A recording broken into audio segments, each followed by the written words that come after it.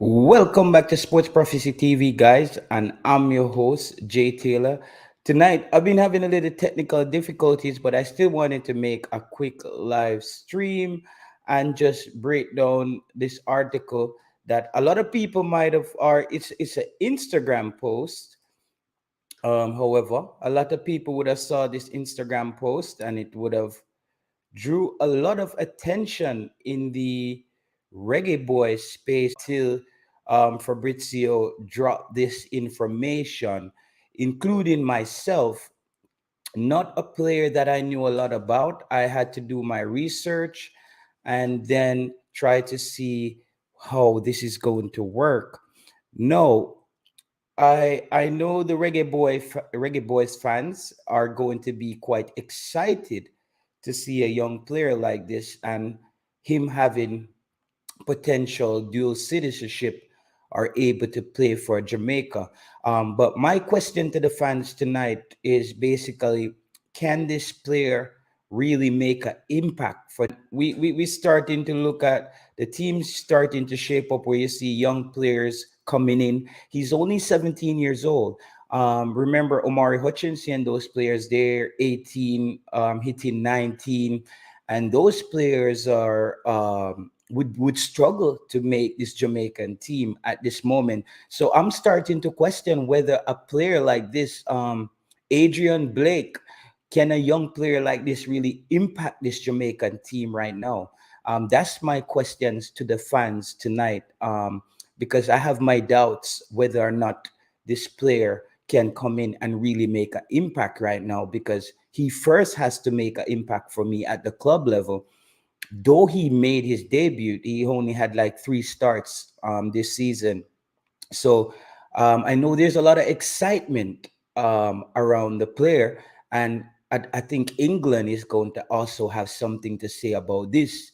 I don't think England is going to just lay low and just let Jamaica just start recruiting in their backyard. Because at the end of the day, these players are born in England, they are British citizens. And so England is going to potentially look at this player as well. Now, my question is, where did Fabrizio Romano get the information that the GFF is also interested in this player? Was this a leak information? Was this orchestrated? Because that's, you see, this is where I have a lot of questions when it comes on to how agents work in the football space and how they it's like putting out an article in the Jamaica Observer. Um, I would think it's quite easy for the agent to cut a deal with a Fabrizio Romano and say, listen, my player, he's 17. I need to get some buzz around the player. The Jamaican YouTube space is very active when they're looking for players as far as recruiting is concerned. So I would want you to basically put this player out there and let them know that he has Jamaican citizenship and he potentially could play for Jamaica or he could play for England. Because here, Fabrizio Romano says here in his post, Adrian Blake made his debut today for Watford at 17 years old. Club fighting to keep Blake at the club with Premier League offers expected in the coming weeks. Jamaica Football Federation planning to call Blake into their senior squad as England could lose out on a youngster. So you see, I think this is a loaded post. I think this is a post to basically conjure up a buzz around the player, because I don't think this player could either impact a Premier League team right now either. So I think this is what I call raising the stock, inflating the player's stock. I think a player who hasn't proven anything at the age of 17. I can't remember on the football stage outside of maybe a Cristiano Ronaldo who came in very early. I can't remember many 17-year-olds that just went into international football or Premier League football and just dominated. So Lansley Blake said Blake should be brought in immediately. No need to depend on half fit players. But Lansley Blake, my question to you is, can this player impact a Jamaica team right now? If we're going to be realistic, Lansley, that's my question to you. Bring him in immediately, but can he impact Jamaica right now? What can he do? We don't. The player is not a proven commodity. He's at Watford, where it's not like a Premiership club right now, and we don't know where he's gonna go this summer as well. And if he does end up at a Premier League club, he's still behind a Omari Hutchinson. He's still behind a Dexter and those players, because he would have got into the Premier League, but he still wouldn't have been a Premier League player. So I think even if he gets brought into a top Premier League club like a Liverpool or Man City, he's going back down to the U23s, to the youth levels to play. I don't see this player coming in right now and making an impact for Jamaica in the, let's say, if you brought him to the Gold Cup, the player haven't even decided whether or not he wants to play for Jamaica. So I think we should hold our horses on this one, and let it play out, because the player is a young player, and young players, we see a pattern where young players tend to be quite hesitant when it comes on to making their decision to represent country. And at the age of 17, I think there would be a lot of pressure on this player, no, to basically focus on his club level football. Main danger said, don't try to justify what the kid can do based on where he's playing or the team he is playing for. Question, sir, have you ever watched the kid before? The kid haven't played a lot, Mr. Main Danger, and this is just my opinion, sir. You can just give your opinion, but you cannot restrict me to your belief. I'm just here giving my opinion and what I think based on the pattern and the history of football. It's very unlikely where you see a 17-year-old comes in and make a huge impact on the international stage. Please let me know in the past the 17-year olds who came into international football and make an immediate impact and change a whole team. Please, please, please enlighten me. I want to learn, Main Danger. Um, what do you mean he hasn't played a lot? He hasn't played a lot in the first team. Yeah, but Main Danger, you have been watching the player. Obviously, you've been scouting him. You probably broke the news up. I don't know what you want me to say to you. I don't know if you want me to still have an opinion. I don't know if I'm allowed to have an opinion, sir. I don't know what you want me to do. Am I allowed to have an opinion? My opinion is, um, um, yeah, I don't even know what you're talking about anymore, bro. I think I'm just gonna allow you to just rant. But as I was saying, in the past, I haven't seen a lot of 17-year-olds who came into the because as I always say, international football is a different ball game. Players breaking into it's I think it's easier to break into a club team than to dominate at the international level. We see even big of yourself, Sean Bass. We see even top players at top clubs who struggle at the international level. We see top players every day. We see top players every day at international clubs who struggle when they come into the international game, because the international game, I remember Marlon was just talking about that the other night, that the international game is just a whole different kettle of fish, brother. The international game, it's just, I don't know, you just don't get the same you don't get the same productivity when you even look at, let's use our own Leon Bailey. Leon Bailey haven't really gave us one of those performances that we usually see. Even this season, Leon Bailey has improved drastically at his club at Aston Villa. But we yet to see that game from a Leon Bailey for Jamaica. Ravel Morrison. We've yet to see Ravel Morrison really come alive, and we know what Ravel Morrison can do at the club level. Based on how we would also say, based on how Jamaica has been playing, a lot of these players are at a disadvantage when it comes on to that. Hi JT, just turned in Pele in the World Cup 1958, made an impact at 17, but it's rare. I agree with you regarding to Blake. Up Jason Guna. Jamaica. Guna, me drop the yo, it's funny, you know, Guna. I told them, I said to somebody, say, me not see Guna all long. Guna, me just drop the link, brother, because um, what I'm saying here, Guna, is it's very unlikely that a 17-year-old can come into the international game. Richie Poo Sports just says Pele in the World Cup in 1958. How many more Peles have we seen since a Pele in international football where a 17-year-old comes in and impact the game? And trust me, if this kid was on the level of Pele, we would have heard about him already.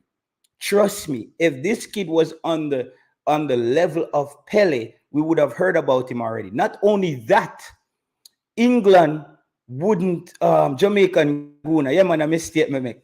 Um, England wouldn't England wouldn't even give Jamaica a chance to recruit this player. I'm telling you, if a player is born in England and they're at Pele level, brother, you see me I say, England is not giving them the chance to get recruited by another country.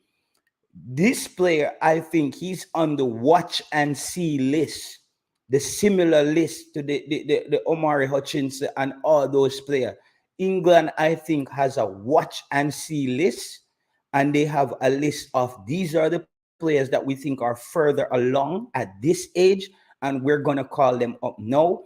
And then these are the players that we're gonna watch. Jamaica Guna is here to basically help me chop this up. Let me put on my headset. Hold on, the Jamaica Guna. Let me just turn off my monitors. All right, headset on. Yeah, man. Blessings, Jamaica Guna. Thank you for joining the show, brother. I would just really like to hear your take on whether or not you think that a 17-year-old can come into the international game and just immediately make an impact and change a team. Have you seen that kind of pattern in history outside of what Richie Poe said that Pele in 1958? Um, well, big up Jay Taylor. Yeah. Say strange enough, I just say I know some shots, see something pop up. I say, hold on there. I'm just about to realize say you have your channel and things. So congrats, bro, Yeah, and the man. Thank establishment of the channel and I see some content very really interesting. you. Yeah. I may have seen me comment on a few things, but the work already, bro. You know what I mean? We're out there do it, Yeah, so yeah. you know what I And mean. Moan When said, you I find a did little a, gem, you have to run it. yeah, and Moan said I did do a live stream on the Sting performance, and as you can see on the Sting performance, I stated that Renegade had one of the best performances, bro. You just went up there and showed the difference of you being a seasoned artist, bro. Your projection on the microphone was just different based on the young artist them. Someone said the performance for me, bro, was a 10. The Yeah, crowd big was up, man. hard. I think a lot of people said that behind the scenes, and the newspapers or the media never giving no credit at all. They move like float. They're not giving a credit. So I just started thinking about we still put in when we'll find something now, man. So now worry about that, man. A different something, you see, pre. So yeah, man. But big up all the people in the night chat as well. Just want to take the opportunity to be big up everybody night chat. But yeah, bro. With relation to this suit and the question we asked now. All right, so I've I've And I've and and Guna, I think mhm. somebody Mark, is that still you? Mark, where you was that your name, Main Danger? No, my name is Mar Nation. Mark Nation. Okay, okay. So all right, Mark Nation is on the stream as well. Guna, just a best self, Yeah, Mark. big Go up ahead, yourself, Guna. man. Yeah, so what I was saying is there have been what you would call extraordinary circumstances in which a 17-year-old can forward on the international stage and make an immediate impact. It's been rare, so we can't. The world operate off a majority, so we can't say this is a normal thing for happen. But I'm not saying it's impossible. No, if we're talking about this player, what position does he play? He's primarily a winger. A ball, a ball playing winger, a winger who's something like a Jadon Sancho, and those new brand wingers who are able to cut in and drop inside the midfield. So them new hybrid wingers, the way you see coming up. You have some of them who are more like forwards, and you have some of them who are more like midfielders. So I guess this youth, based on what I've seen his profile and stuff, he's one of the one them who's the latter. Now, based on what I've seen, this youth is very talented, no doubt. The big alabaloo about him is because he's made his debut for Watford at such a young age, in the championship, and I think he played in the FA Cup before as well for Watford. So that is a big thing. Playing in the championship at such a young age, considering that the championship is mostly physical. Them not go easy up because you're a local youth. You have to give credit to a local youth who is playing the position that he's playing in, where his game is about taking on players, and them big man, they're not gonna make him crawl past them. They're gonna woof him. So you know what I mean? So you have to play in, as I said, those positions that you're gonna be on a constant attack from wing back, who not gonna make you embarrass them. So the fact that he's done well in those games is a credit to him as well as a youngster. So there's a plus and a minus to it. The plus is this: we are here heralding about a player that hasn't played a professional game, and he's about the same age as Blake, who hasn't played a professional game, and where I say him is the next Drogba, and him is the next 20 goal a season striker. So why is it that we can make a lot of noise about this local player playing against his age group and excelling and doing very well and having 2 international caps under his belt as well? Let's not fail to mention that. But we are having hesitation about a player who's playing in a professional league in England. That's a question which I would like to ask. What's the difference? If a person is as the age and they're good enough, they should be able to play. So I am for that. I am for calling these young English talents early. I think we missed out on a whole lot of them, where if we had called them early, they would have been representing Jamaica, and Jamaica would have been a better side by now. Let me ask you a question here, Guna and Mark. I'm gonna let you dive in here. Guna, don't you think there are possibilities where agents put out information to conjure up a discussion around a player to then get the player like on the radar? Because for me, for me, when Fabrizio put out information like that, where he's saying the JFF might contact the player, you start to question, where did he get this information? Wouldn't the JFF already contact the player and then he would know about it?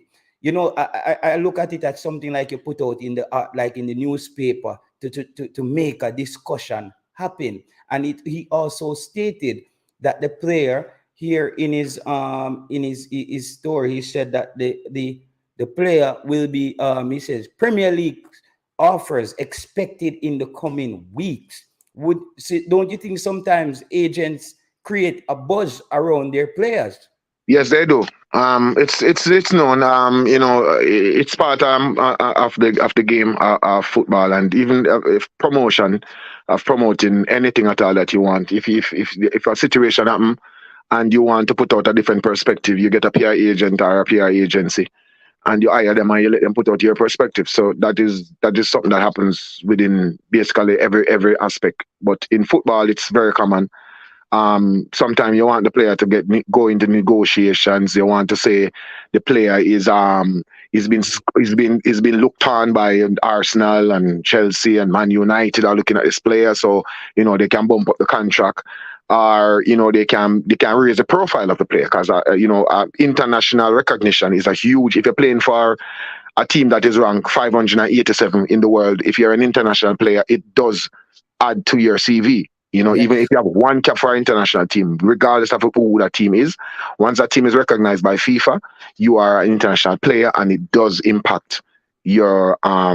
it does impact your profile as a player. Um, if JFF is interested or not, I do not know. Um, Fabrizio Romano, he has made his reputation of being reputable. That his Yes. reputation I is based on agree. being a I reputable agree. person. So he just doesn't come with speculative fluff like some of the other people them, where Yeah. just take some local news and just run it. Fabrizio Romano, usually he gets He real gets it hints, right. yeah, he gets it right a lot of the time. So if we are gonna base it on that, as I said, the world operator of majority, I think he would be a person where you have to take note of what he has said. And if that be the case with JFF actually looking at this player, I am all for bringing in these players from early, and building a core of young, young professional Mm. players, and then sprinkle it with the local base players. So get the base. The base of Jamaica's football team should be professional players operating in a professional environment, be it Jamaican born or not. All right. You know what? Guna, Yeah. let me read some comments. I'm glad we have Guna up on the show tonight, people, because me and Guna them we had some really dever conversation on Clubhouse about many topics. And tonight, I think this is gonna be an interesting one, because I'm gonna explain why I said what I said, but I just want to get the fans involved. Somebody says, Mr. United say, are you an artist, Guna? This is Renegade. You probably know him as RDX back in the day, Mr. United, but this is Renegade. He has his own brand and he's a solo artist at the moment. Biggie Dunn says, while he says Garrett Bale for Wales, I guess he made his debut quite young. Mr. United said, JT, can you please stop being judge and jury on the player? Let's wait and see. And I'm going to explain to you, Mr. United, what I'm saying, so we could have some clarity. Main danger say, man, them just need to do them research and not quick to be judgmental. I think that is geared towards me. Mr. Danger say, exactly. The team must have seen something in him to give him his debut at such quick age. Well said, Jamaica Guna. Don't know where these people get their football in. I from that's from Mr. Danger again. He doesn't believe that I know what I'm talking about. Mr. United says the difference is obvious. Blake is not ready for seeing a call up, while we have way better. So before I read the rest of the comments, Mr. United, that's what I'm saying. People are missing what I'm saying. Mr. Big up yourself, Pastor. Lansley Blake said we should get him in immediately instead of these half-fit players. What I'm saying, Guna, is can this player really come in and break into a Jamaica team right now and impact the team when we have players like Omari Hutchinson, who cannot come into Jamaica team and start right now, who's actually at a Premier League club where this youth is trying to make that next jump too?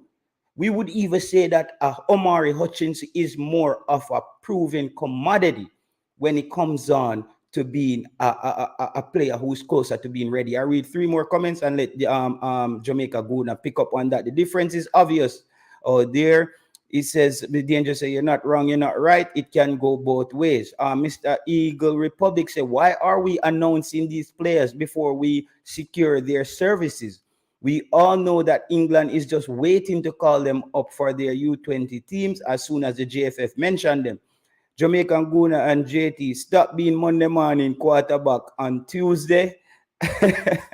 What is that turn? So you get my point, Jamaica Guna, where I'm coming from. I'm talking about, can the player, you know how the fans them get riled up right now? We find another one.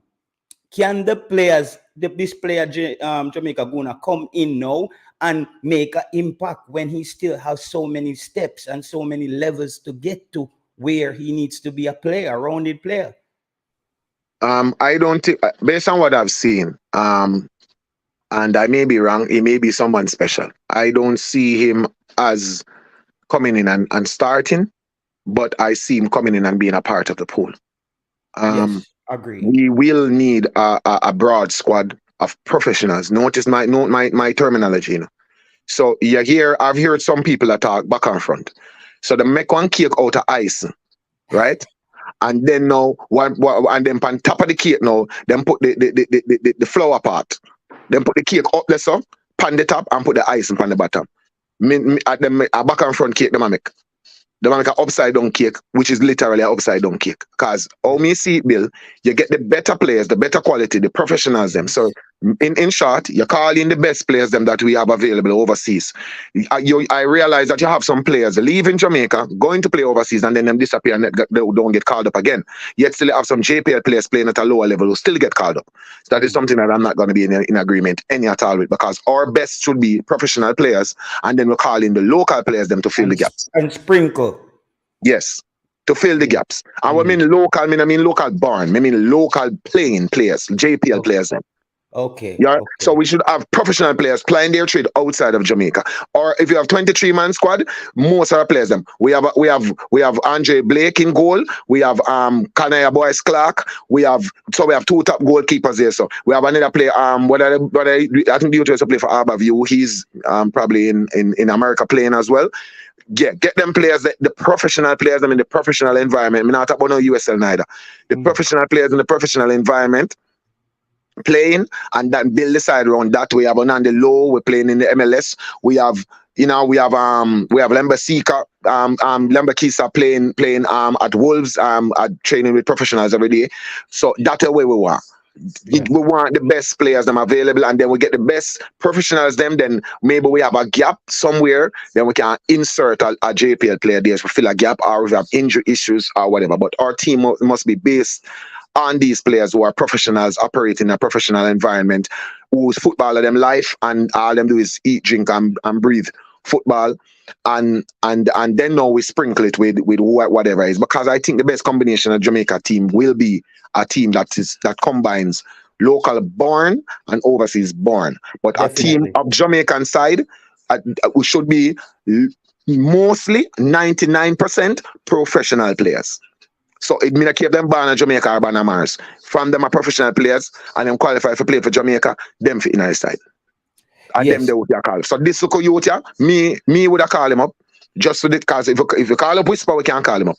Yeah, we can call him up and take a look. But what I'm saying as well to the fans is we have to measure our excitement about players and be realistic. That's the thing I'm trying to get across. We have to be realistic when we make these kind of findings. Because for me, as I'm saying, Jamaica Guna, if a player has Pele potential and he's born in England, they're gonna see him, bro. They're gonna see him as well. So you also have to wonder what level the player really is if he's not on the England first choice. So not necessarily, because look, there are times when England in particular will have an abundance of talent in a specific position or two, that you will be a very good player, but you're just born or you just emerge in at the wrong time that you cannot get a game. One Bissaka can get a game for England. But when a man United my play for. But when Bissaka no good Guna. No. Me I argue about that one day. I don't feel comfortable discussing a Manchester United player, but I am telling you, defense-wise, he's better than every right back of there England. He's better defensively than all of them. He can tackle better than all of them. He can tackle better than Trent Alexander-Arnold. In the Premier League for run right now. No. Wan Bissaka is one of the best right back in the Premier League. Top 5. There's not Wan Bissaka is one of the top 5 left back in the Premier League. People in terms of English. People in the comment section, let us know. I really want to hear your opinion on that. As what Jamaica Guna said, Wan Bissaka, the Manchester United right back, I think he was at Crystal Palace. Yeah, he was at Crystal Palace. He's saying that he's a top 5 right back in the Premier League. English right back in the Premier League. Top 5 English right back. English right back. Okay, yeah, let me specify that. English right back. Well, then we can start discussing it in that context. Yeah, I thought you were saying that Wan Bissaka is a top five right back in the English Premier League. No, but I think what I mean that the point that I was trying to make with the broader spectrum of things is that to me he's a very good right back. Yeah, he just isn't that good going forward, and I see him trying to work on that. So he's not that good going forward, but he defensively he's very difficult to pass. So that is one. However, he doesn't blend in with the kind of football that Southgate wants to play. So he's not been capped. I don't think he's been capped for England any at all. And then Yeah, yeah, there are so much more international games than before when they have Nations League and still they get capped. So you have the youth to play for Chelsea. That youth that to me is the number one right back. The youth to play for Chelsea and that is the way that he likes to play, where the defenders them can go in a midfield and play from and be like inverted. So that's why it's Trent Alexander doing that for England and stuff like that. So sometimes a player might be very good, but he doesn't fit the mold of the coach. So yeah. hopefully this player is one of them that don't fit the mold of the coach, but he's a good player. I haven't seen enough for him to make a real judgment yet. I haven't seen a game. Highlights can be deceptive. I haven't seen a game with the player in like I've seen maybe 2 or 3 games with Lembe Klisa, so I know that he's really good. But I haven't seen a game with the player yet. I've just seen highlights. So I can't judge it. But the point that I'm trying to make is this. If you have a player who is 17 years old, playing professionally, and you have an academy player who is 17 years old, who has had 2 caps for Jamaica, albeit in non-FIFA dates, we still can look at this player. If it not be for the Gold Cup, it might be one of these practice matches coming up. Yeah, yeah, yeah.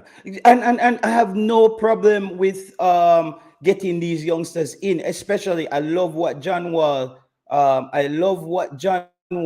spoke about on the under 20s. But then again, now we're going to have this citizenship and this passport hurdle. That's gonna be the next big discussion, Guna. This is the next big hoorah I go kick in again, because now we're gonna have to find out if the player wants to play for Jamaica. And we know that the difficulties that we've been running into is when the players are at such a young age, they tend to not want to commit so early. And this is my speculation, and the Omari Hutchinson thing was like, I wonder if he was advised by his agent not to be capped just yet.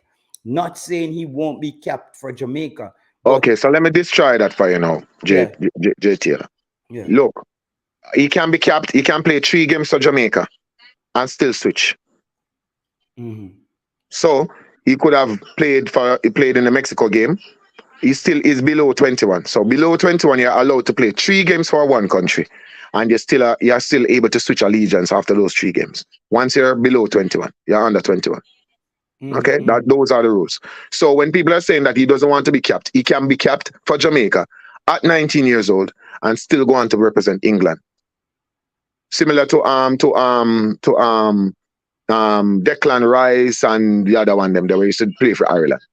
So you can once you're below 21, you can play for the national team, the first team, the senior team, and still play 3 games there and still go and represent England by playing over that side. Once you're past 21, then that is no longer applicable. But So, wouldn't 3 game isn't that 3 games is where you cap tie him? no, yeah, 3 games. After 3 games, I can't play for nobody else. Sorry. Okay. Because that's So what I keep he could hearing. still play 2 games. Sorry, my Yes, apologies. 2 games. okay, no Yeah, problem. So he could play 2 games. So yeah. as I said, like the abundance of talent in the diaspora. I did a video on that the other day, and I think I think the JFF has been making progress. A lot of people would disagree, but I agree that they have been making progress. I've seen incremental changes that they have implemented. No, Let me just interject there. I wouldn't go as far as me personally. I wouldn't say it's a JFF. I think we have a coach here that is very aggressive in his pursuit of players. I think we have a coach who is very direct and very focused and know what he wants and the players and that he wants, and the players that he looks and he sees he may have assessed. Look and see that Jamaica has a huge pool of players that we can draw from, and we're not drawing from them because we want favoritism towards local born players. And he's coming and saying, listen, this is one of the best, because he's looking at it and saying our chances of qualifying for the next World Cup has gone up tenfolds. We have a chance now to qualify. If Jamaica can qualify for the World Cup, we're the biggest bogus side in the world ever, but ever Yeah, exist on the yeah. planet. I don't If think we Jamaica can don't recover, qualify for the bro. next World Cup, we are the biggest rockset side ever make in our history. Yeah. Because the three biggest side them, not the three biggest side them, but the three side them who are the most competitive, the three side them that qualified for the last World Cup are gonna be there. Mm. And them are gonna disappear off of the face of the map. So only one are gonna left back, and so Jamaica supposed to in with a shout. So we are going to be competing against Honduras, Costa Rica, um, El Salvador. All of these players, all of them are going to look and say, wait there, we can see if we can get in now, because America is not going to be there into the qualifiers. Mexico is not going to be there, and Canada is not going to be there. So yeah, we can run in now. Costa Rica is the only team we have got to qualify. Let me read a few comments here, Guna. I love the flow. Dr. Joyful and Jay Seguna, I think they're going at it. He's saying Jay Seguna is drinking the devil's soup. One Basaka is the worst EPL player. Malcolm X, I think, is agreeing with you, Guna. Jay Seguna says Reece James, Karen Trippier, Trent. Yeah, top five English in the Prem, I would say as well. I think when Guna clarified that, that was amazing. Big up my virgin, Jack Turban out of Copenhagen, big reggae artist out of Copenhagen, Denmark. Thank you for tuning in. And we have We Max It Football. Remember, guys, to go over and subscribe to We Max It.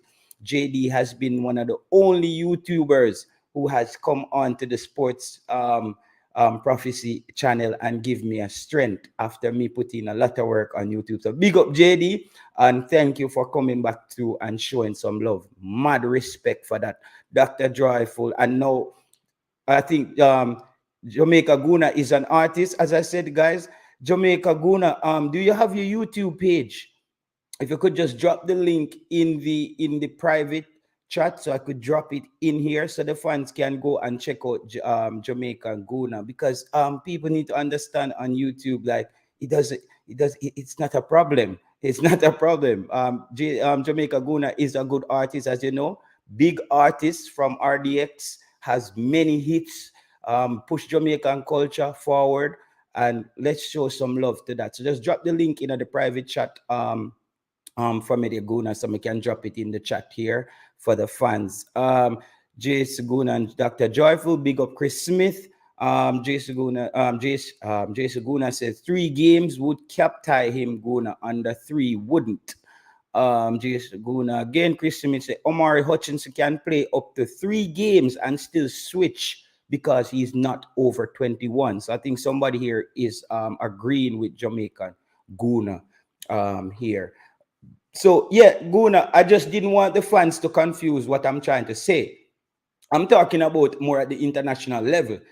This player coming into the under 20s is a no-brainer. Is a no-brainer. I would just love to have 23 of them in the under 20. Like these guys, Omari, Whisper, all of them, and we just have a plethora of talent ready to break through into the senior team. But I think what I realize some of the fans are doing is when they see breaking news like this about these young players, they automatically think that these players are just going to come in and impact the senior men's team. And I'm saying, based on how this Jamaica team is shaping up, this team is going to be quite difficult to make, because this player, let's say hypothetically, this player was supposed to come into the senior team, and you have a Reece Nelson coming in. This player is not starting over Reece Nelson, and I still think Reece Nelson is behind a Demarai Gray, is behind a Leon Bailey in the starting depth chart. So that's what I'm looking at it from, as far as position is concerned, Guna, that if the player comes in, he has to be, and you have a Reece Nelson, a Demarai Gray, a Leon Bailey, he has two or three other top players and Omari Hutchins to beat out to even get on the pitch. If you understand what the point that I'm trying to make. I don't know if it's still there, Guna. Your mic is... Yeah, man, I'm there, man. I just listen. I just wait for him for wrap up. But yeah, man, but watch now. All I'm saying is this. This is the equivalence of me use. If we have a 17-year-old who's a young player here, who's lighting up um the local league Mhm. for schoolboys, and has now reportedly signed for Chelsea, and and we have a local player who has not played a professional game so far. Okay, and he got called up to the senior team, and the coach had a look at him and said, okay, I like what he has, and maybe give him some more homework to go and some stuff to go and work on, and that's good.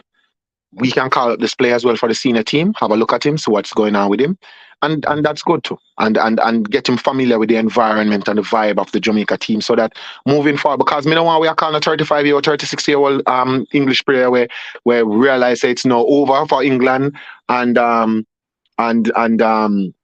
so no more can play for Jamaica. You know what I mean? No, not for this World Cup coming up. For this World Cup coming up, I want to see us going out and being brave and being smart and being focused and getting these younger players and coming in and cap them from early out based on their potential, and have Mhm. them. I've been playing, if not the FIFA games, like the Gold Cup or the Nations League, the Mhm. games in between, the practice games that we might be having, the practice internationalism that we might be having in between. So those are the games that I would like to see these players coming for, and we have a look at these players. Our next game is gonna be a practice game, a friendly international as they call it, then call him in for the friendly international, of course. Me 100% with that. Because if we call in a local player from our academy, we can call in a professional player from the UK. And Guna, something that I'm not feeling too comfortable with is I don't know if I want Jamaica to continue playing teams like Trinidad and those teams, because those games was atrocious. Though we gave those youngsters some time to play, I believe that even though our local teams that we assemble, we want our local teams to play against better competition, because what I'm thinking about is the threshold. I Better believe that the competition. If we're struggling against a Trinidad side, we think we're better than. And we mm, have local players, and we have the big players coming in from Chelsea, and we have players that has just signed for Chelsea, and we have all of this. Did you hear the conversation with the coach of the Trinidad side? The man at Jamaica, you know. The man said we have the big players I'm coming in, and we have be local players, and we local players and match up with them. And that basically the man said playing a brand of but football that look better than ours. what he's missing is he also had a team that's been playing together.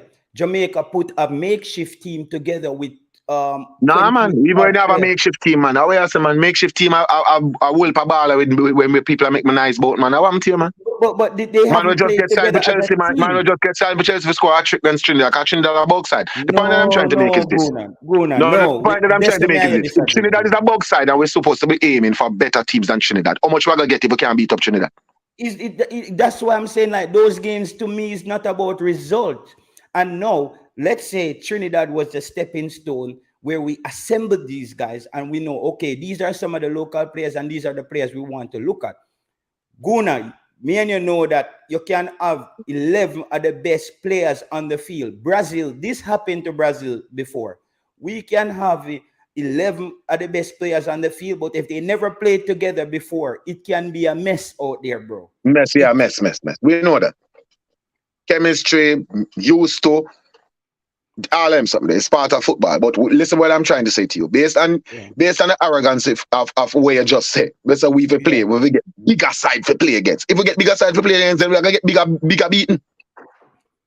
Because And so obviously these JPL players, bro, are not up to it. That is just plain and straight. These JPL players are not up to it. A man who play 6 years in a JPL. Me no want a man in my national side, bro.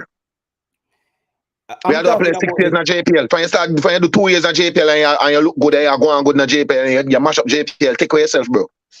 Final league over. Even Icelandic, which is 47 or something like that. I mean, some ball again, King and the other youth I watched the game from yesterday. Cavalry. The JPL looks better than the Icelandic league. The Iceland, JPL looks good. Iceland League, brother. Iceland, this is some man that sell fluff, bro. And it's all it takes a simple Google search. Yeah. Go search Europe or UEFA coefficient, and you see the Mhm. countries ranked. We know the top five leagues are gonna always be England, Spain are gonna be number two all the time. Then you're gonna have a battle between Germany is gonna be number three all the time because of Bayern Munich and Dortmund. And the fourth one is gonna be Italy, and then now the fifth are always back up between France, Netherlands, Portugal, blah blah blah. Do you know how far Iceland? Iceland, they must have 46 out of 50 something, brother. Yeah. Iceland league is one of the worst league in Europe. Iceland league Okay. is below Azerbaijan I saw it and Moldova yesterday. and Liechtenstein, brother. Liechtenstein, bro. Liechtenstein. Me go Liechtenstein already in MG. Mm. Liechtenstein is like a city. It's not even like a country, bro. Country, yeah, So Liechtenstein, how yeah. your league for be below Liechtenstein league? And is that and Luxembourg, right? Is it, maybe I'm You mixing know, up them. brother. Azerbaijan. Mm. There's another one Muslim name country too. Where in the below. So it's not a highly rated league. However, I don't think the JPL is a better league. I don't think JPL better than no league. Because we can't when the Caribbean teams them from Jamaica leave and go play within the The Caribbean. Within intensity, the the Caribbean. They're not going intensity though. Yesterday, because I streamed I streamed the game yesterday with IBV versus Viking Go. IBV had Busy Atkins and Richard King, and Mhm. the intensity of the JPL is way higher than the Icelandic league, and I was just surprised with how terrible the playing surface was. You look at them, a ride horse, span it, and them thing there, Yeah, yeah, yeah. and it was just How much goal I was Atkins to looking for score? better. Huh? How much goal Atkins to score? No, they lost. They lost. Atkins had a good run. Richard King, he's deciding on being a Ravel Morris. He just wants to hold on to the football and do what he feels like. And I said, Richard King needs to change position. Him should That's be a not. defensive midfielder. Yeah, he's a CDM. To me, he reminds me similar to how Jonathan Russell plays. Wants to hold on to the ball and be calm. And but yesterday we were on a podcast and somebody said something. This guy Penny said Richard King, every time he has the ball, he leans back, so he always passes the ball in a floating way. And but ironically, the way Richard King plays, it matches the way how his team was playing yesterday. For Busy Atkins, however, is going to have a little bit more difficult time, as I always say, they don't play the true ball in Scandinavia. You see me? They always cut back at an angle in front of the 18 and then get it over the top. And it was so evident. I remember even Fresh God came on the stream. I was like, JT, yo, it's like a one-way them attack. And I kept saying it on stream. So I said, All for right. Busy So Atkins, so mega challenge upon that now, so now JTL. I didn't see the game and big up for streaming the game. That's very commendable.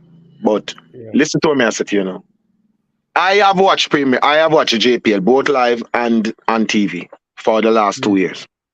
I struggle to see a game where any team put 10 passes together.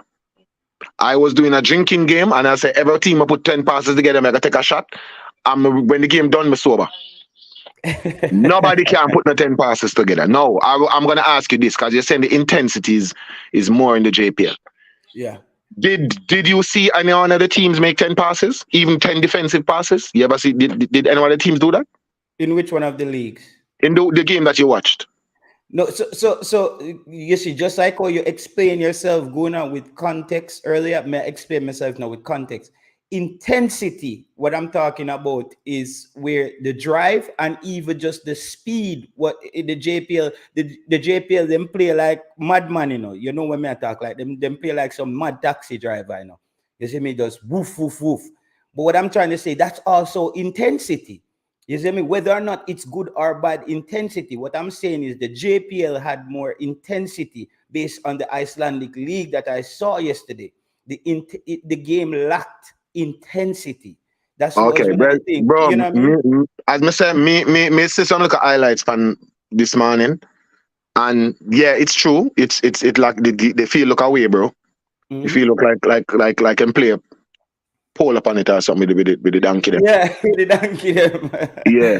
So, but me I said to you, so me can't even have a look. Me sure say the team that make 10 passes on multiple occasions. In the JPL, nobody that make no 10 passes, brother. We can do it anytime you're ready. You can do a stream on a JPL game. You have a sit in, get some Appleton, get some shot glass or get some Johnny Walker and get some shot glass and we sit in and we have a reason. Once we have the time and it's available, we sit in and all a vibe. And we say, okay, so that playoffs is coming up now with the JPL, so let's see how that can go. When the playoffs them start and we sit in and we're going to say, every time a team makes 10 passes, we're going to take a shot. But all right, I'm gonna and that read a is part of comment. the game, keeping the ball. Let me show you something, J. Taylor. Mm. When Jamaica was qualifying for the World Cup in '97, I was working 9 to 5 job, obviously, as a local youth, and I used to go to the stadium, go watch a training session, and I will never forget this about Rene Simoes. You know what he kept on saying? He kept on nailing this in the players' head. There's one ball on the field. If you have the ball, the other side don't have it. Yeah. So his philosophy was, once you have the ball, the other side don't have it enough. So them can't score without the ball. Them need the ball for scoring. So if you have the ball and you can maintain possession of that ball, they don't have it. I one ball up on the field. I'm hear myself over. One ball on the field, one ball on the field. Keep the ball, keep the ball, keep the ball. So it's that wolf king there and kick up the ball in the sky and something. No. The man wanted to keep the ball. No, I'm going to give you another example. Let's fast forward to 2023. You have 2 Brazilian coaches coaching in the JPL. And while they are maybe not performing at their best level, I think Humberlines is as a foreign coach as well. I think Maroons have a foreign coach as well. Just notice the football that they're trying to play. It might not have come around yet. The players might not get used to the system to be brave enough to play the ball. But look at the style of play that they're trying to implement. Guna, that's why not pick up the ball and kick the ball 75,000 miles in the sky, bro. But that's why I contextualize the discussion, because passing and intensity, those I wanted to put those in 2 different categories, because the intensity is like the velocity, the speed, the energy of the game. The passing comes down to composure and maintaining ball position and them thing there. That's another thing. I don't think the Jamaican on a whole are very good at being composed on the ball to get string a lot of passes together. But and why is this? No, that's another discussion. But that's right. So that's culture. I mean, I'm an excuse for them, man, brother. If you listen to me, if you play ball, me play ball with some of the JPL players on occasion, and the man they are World Cup player, the man they win the World Cup already, and have 3 of the World Cup star them by them chests right below the crest there, so with the Jamaica flag, because we have them play and we have them target, you swear that them are World Cup players, and yet still when them put them on the field, them make excuses and them ignore, bro. You have to earn. You're supposed to earn that black, gold, and green jersey there. You're supposed to earn it. So. As I said, it goes back to what I was saying earlier on in the conversation. You have some people who are playing in the JPL now, and you have another person who is playing overseas in the same position. Yet still when Jamaica side called, the JPL player gets called up, and the one who's playing overseas is not. I tell you, brother, every league better than Jamaica JPL. Every league. I don't agree with that. I don't think every league is better than the JPL. Every league better than JPL league. Look, in the Caribbean, let's go CONCACAF. Let's go CONCACAF. And I wouldn't say every league. Let's say every first division then. Every first division. Yeah. Let's say it's every first division. All right. Notice what you're doing now. You stick my point. People, let me read a few more comments. This is what I say now. Me and Guna, we do this. We do them thing before, brother. So you see, this is what we call intensity in a discussion. This is football sparring. You see me, I say it's not about the knockout punch, but when you're having discussions with Guna, and this is why I like to have this kind of discussion, you have to put things into context, because Guna not gonna let you escape by saying something if you just leave it out there general. So that's why I keep saying to Guna, when I break it down, I said intensity, ball possession, composure. Now we're gonna have that discussion where Guna says the JPL is one of the worst leagues in the world. But I heard him try to fix it before him try to fix it, because he knows that some fixing needs to be done on that end of the thing. Yeah. Okay, we can fix it, but yeah, as I say, bro, me never said the JPL is no best is none, because me see the man I play against the Caribbean opponents them, and the man them look like oats. I remember on my side I play. Yeah, Waters is my me side, read bro. them comments, Aguna. Yeah. The coach, Dr. Driver said the coach is not just building a team to take us to the World Cup. He's building a team to complete, I think he wants to say compete for the World Cup. Amanesa says, stop saying local players, it's domestic. I think this guy has been watching the Manning's Man show with John Wall.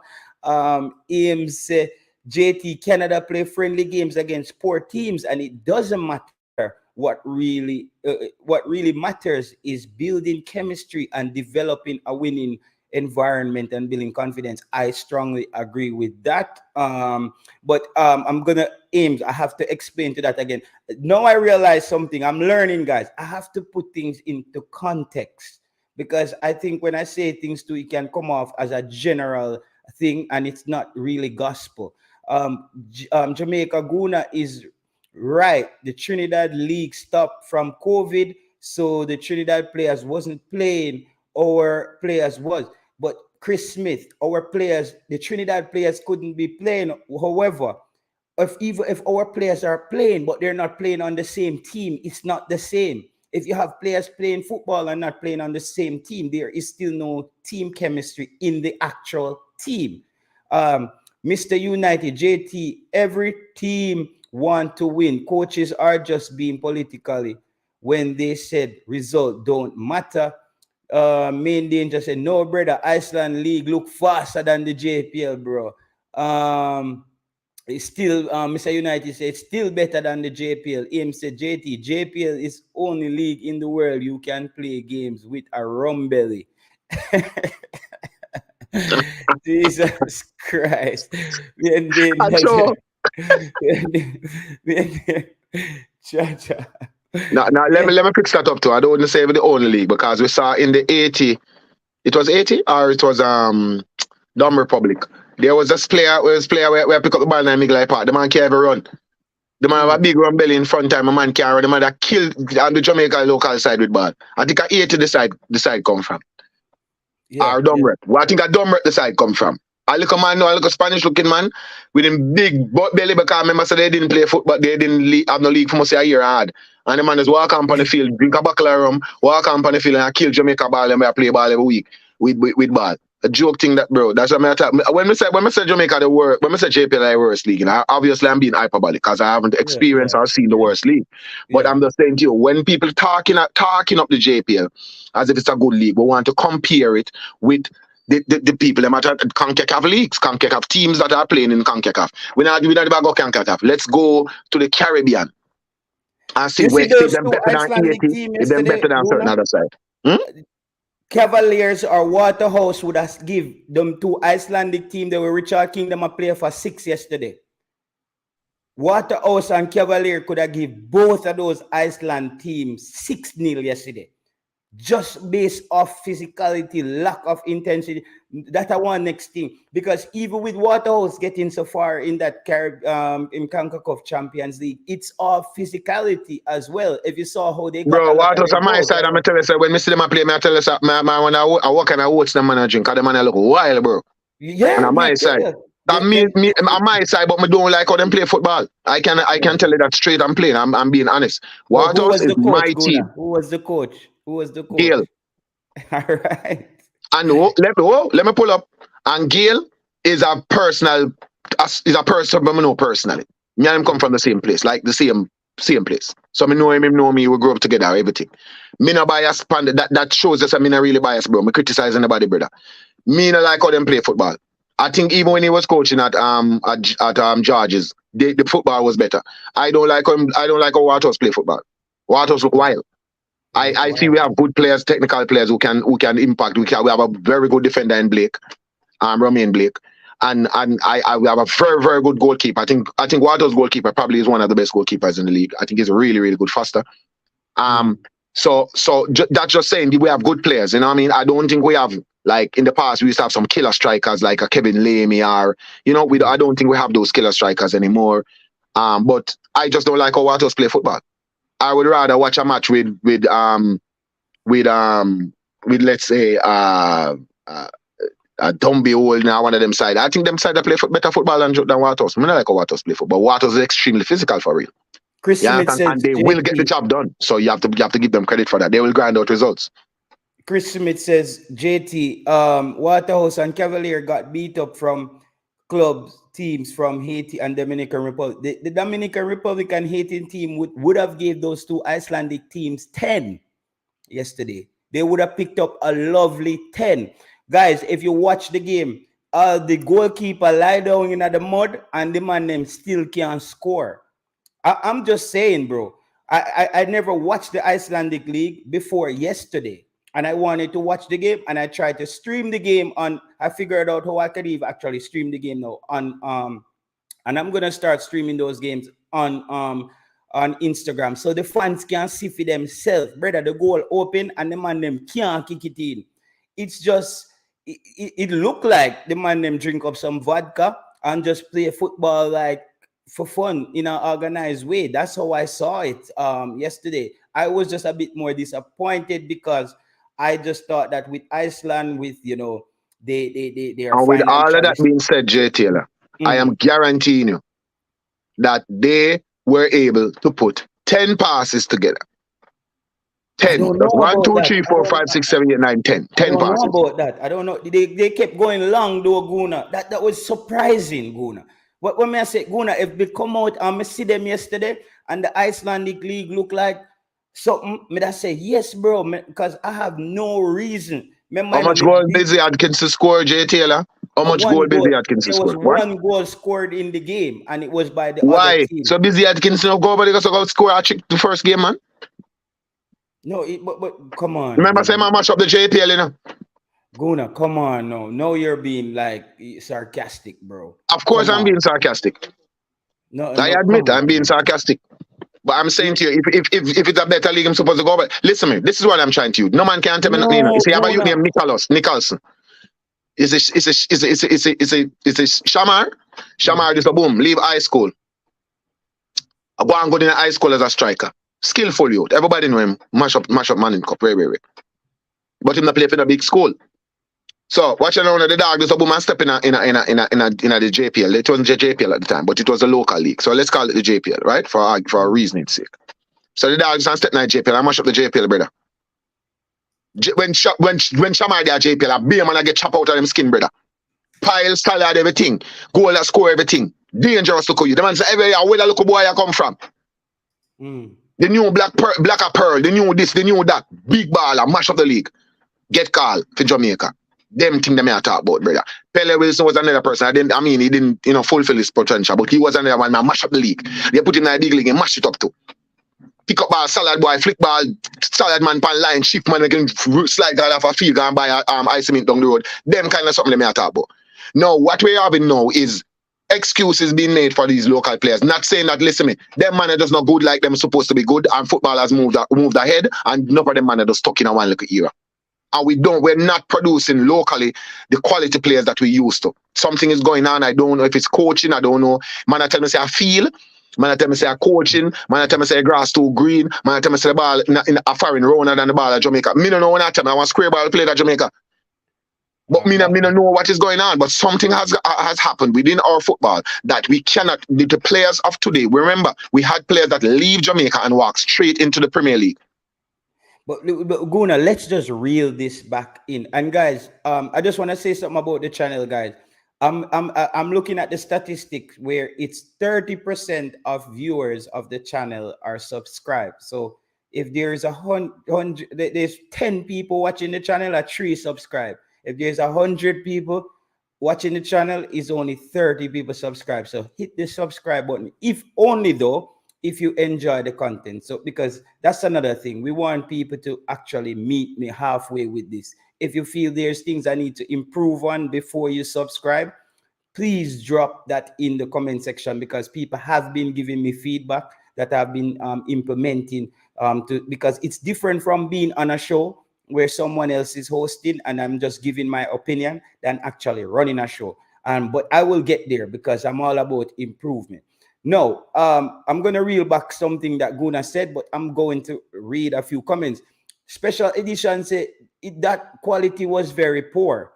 He's seen the game, so he thought the quality was very poor. Marcus Messiah Garvey said JPL teams are garbage. I don't watch the JPL. I watch Jamaican clubs when them a play against CONCACAF club teams. I don't rate them when they beat up each other. I'm not impressed. The Formula Sports say, brother, me not even watch that. A waste of time. You see me, I say? That's what the Formula Sport is saying. Chris Smith is saying, no disrespect to our league. Remember, Canadian Premier League gave Waterhouse 6, and then people arguing about local players should play for Jamaica.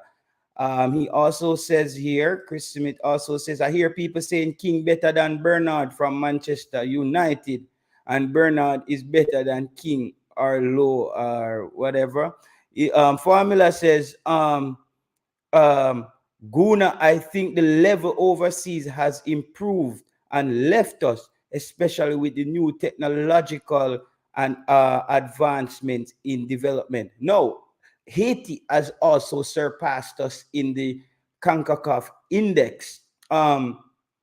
Maybe it's not a stat that we should take too much into when it comes on to competition, because I do think the Haitians in competition, they tend to peak very early and they play this robust attacking style of football, but they just never have the legs for the 6 games to win the Gold Cup. I find that with the Haitians, and they tend to compete very well in CONCACAF, but they don't really expand those performances.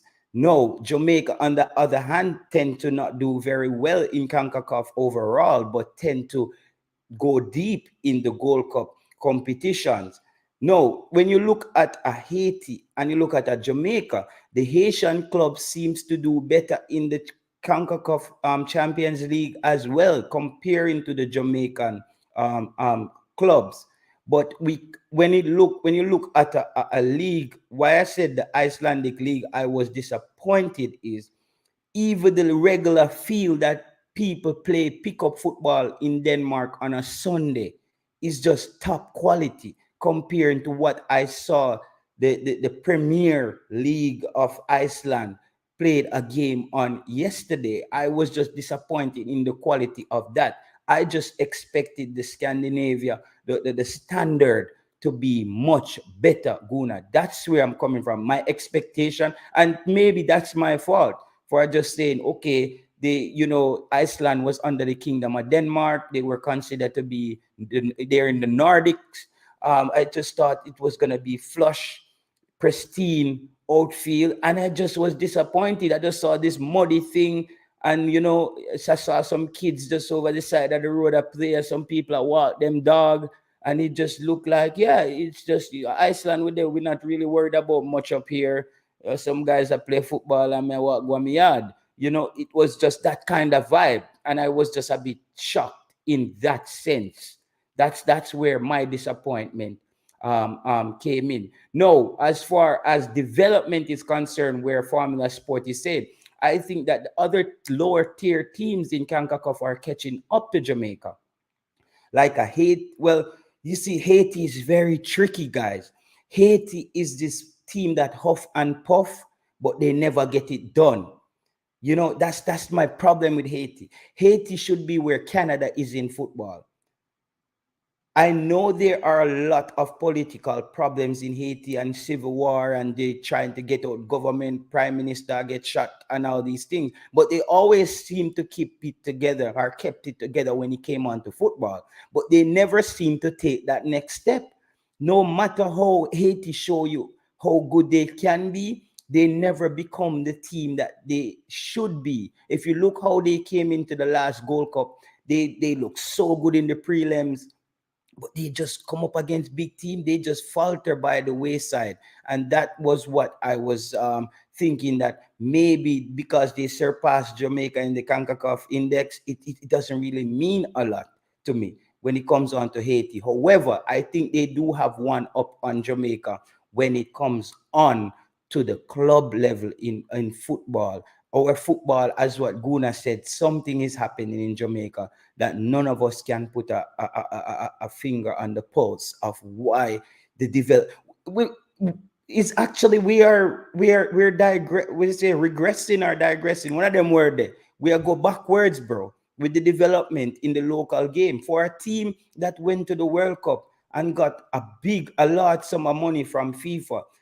Jamaica football at least should have been a bit further ahead as far as the local game is concerned.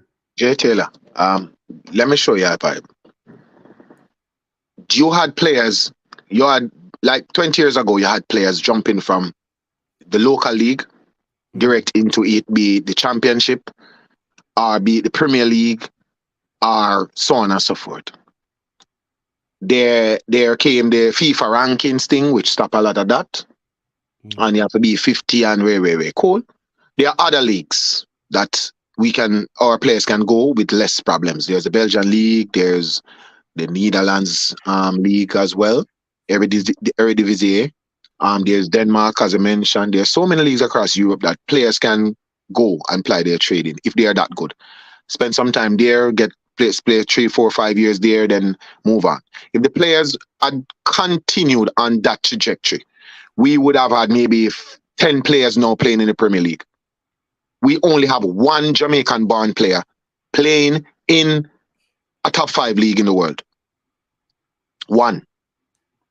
Okay? We used to have 7, 6. Now we only have one.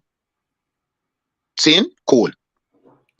People trying to make excuses for these players and trying to skew the truth, trying to leave off details. The fact is, something's happening in Jamaica where these teams look technical wise. If you take a person from 80, a player from 80, and look at the average player from the JPL, technical wise, the player from 80 is going to be better technically. And technically, when you're saying technical, sometimes people hear technically and people use the word loosely and they don't know what it really means. Technically means the technique that you use to play the ball. The part of your foot where you use, the weight where you put on the foot, the weight where you put on the ball, which part on the ball you kick, be it under the ball, be it above the ball, be it through the ball, which part of you use kick the ball, your ability to use both feet, how you set your hand when you kick the ball, are your knees over it, or are your fingers pointing down? All of those things are what people call technique. Now, I'm gonna show you an example. Now, this is not a fair judgment, but I'm just giving you a little context. I went to Germany and I saw in Hamburg, and I saw some kids playing, some under 14s playing on the field in the cold. I got to play some ball with them, and some big man got to play. Look at you, them. They be like kill me. 5 minutes in, we run out. They look at them run like robot. They know where they're supposed to be at. So I look at youth on the field is telling another youth, and all of them talk English. And then I look at youth is on the field telling another look at youth, say, go to this, and them a coach themselves. Yeah, you remember, I know them on the field a coach themselves. You should be here, you should be there, you should be there. Guna, okay. Now, John Wall spoke about a problem, something similar to that on the interview with Management, where he said that one of the problems they're running into in Europe and especially Germany, that the kids are being overcoached, that they, just like how you spoke about, they know where they need to be. It takes that ability to improvise on the go with the game. And he used the example, like, let's say a Brazil or even a Jamaica. Like, you're playing a scrimmage and 2 man back you up on a corner. They say you have to pile them or jump in a patrol or jump on the drain and pass them. You just improvise. He's saying that because some of these players in Germany been in these academies so long and these systems so long, they become almost, as you're saying, like robotic or a bit robotic in the way they are playing. That's true. There are elements of football that has been coached out of players. I think they've caught up on it now, and you will see a new crop of players coming through who are more skillful, who are more, as I said, technically more gifted, because they know which part of them foot to use, which part, for watch a defender foot, which foot him put the weight pan, then play the ball. So those are things where you see within less than a second, When you play a ball, if you step over, and you see him move him foot, and put him weight on the right foot, they say if you're going like I can't move, who I weight upon that already. So those are things where if you know or you're not taught, you're not gonna be aware that they even exist. So you find that a lot of players who leave Jamaica and them go off Friday, hear them and say, boy, the level is just different because me come at me don't know nothing about football now. because you need you need football IQ. And then when you get the football IQ now, you know, say, you apply your natural ability to using that as a additional, as a plus for your job, for your CV. You have a thing for your CV. You can say, oh yeah, man, this is the my CV. Me have this and me have this and me have, but you have natural ability. There's this guy that went to school and wrote a thesis on dribbling in a bro. And he's now using the skill that he wrote a thesis on how to dribble, you know. And then I think I heard an interview with him it's on the Mitoma BBC or from something. Brighton. Yeah, The Japanese youth from Brighton. Him literally go college and literally because he went there to do football management or something like that. And he literally wrote a paper on how to dribble. And the same thing when him write is literally when him coming to the Premier League gonna do.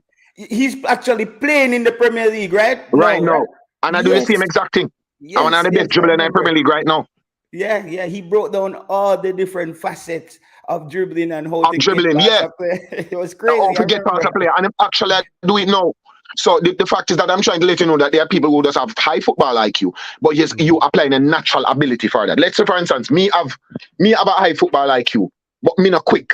So what me I gonna do is utilize whatever I have as an asset. Me not quick, but me tall. So me say, okay, me can use my height, me can use my body, me have good feet, me have used both feet, I'm ambidextrous, so me can use both feet. So me say, all right, if you will allow me to control the ball, me I gonna use my football IQ and say, if you ever allow me to control the ball, you're not gonna know which side me gonna turn, because I'm both footed. Me gonna turn left or right. Or me gonna move to the ball and control it. Or me gonna hold on for feel out where you're there and control it. And those things we are talking about, you know, bro. Now the simple things them. That is why when the JPL teams them play against other Caribbean teams, that's a huge difference. The simple things that I say, I look at number 11 pick up a ball and that kill Jamaica Salad and Shift. One number 11 we play, I think one of them dumb rep side. Me shift the man shift. And remember say we fast naturally, you know. We are fast most of Twitch, you know. Jamaicans are naturally quick people, you know. Well, remember, naturally fast. Remember, our technical director is Mr. Dunswell, you know, who is also friends with the president of the Westmoreland Football Association. No, but technical director not supposed to. When technical director are like above the coach, right? Yeah, but what I'm trying to say now, Guna, just like how you spotted certain things and you talk about deficiencies. Example, as I said, I was on the train a few weeks ago with a guy from Denmark. He plays striker, so he's telling me he plays number 9.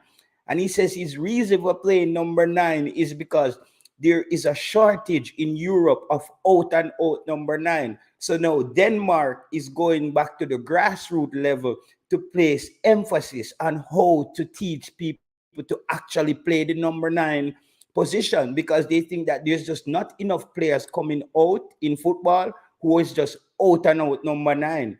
And you can see it in the modern game as well, where wingers know. Ghana did it before, I think, with CDMs as well, where they went out and everybody at Ghana was a CDM.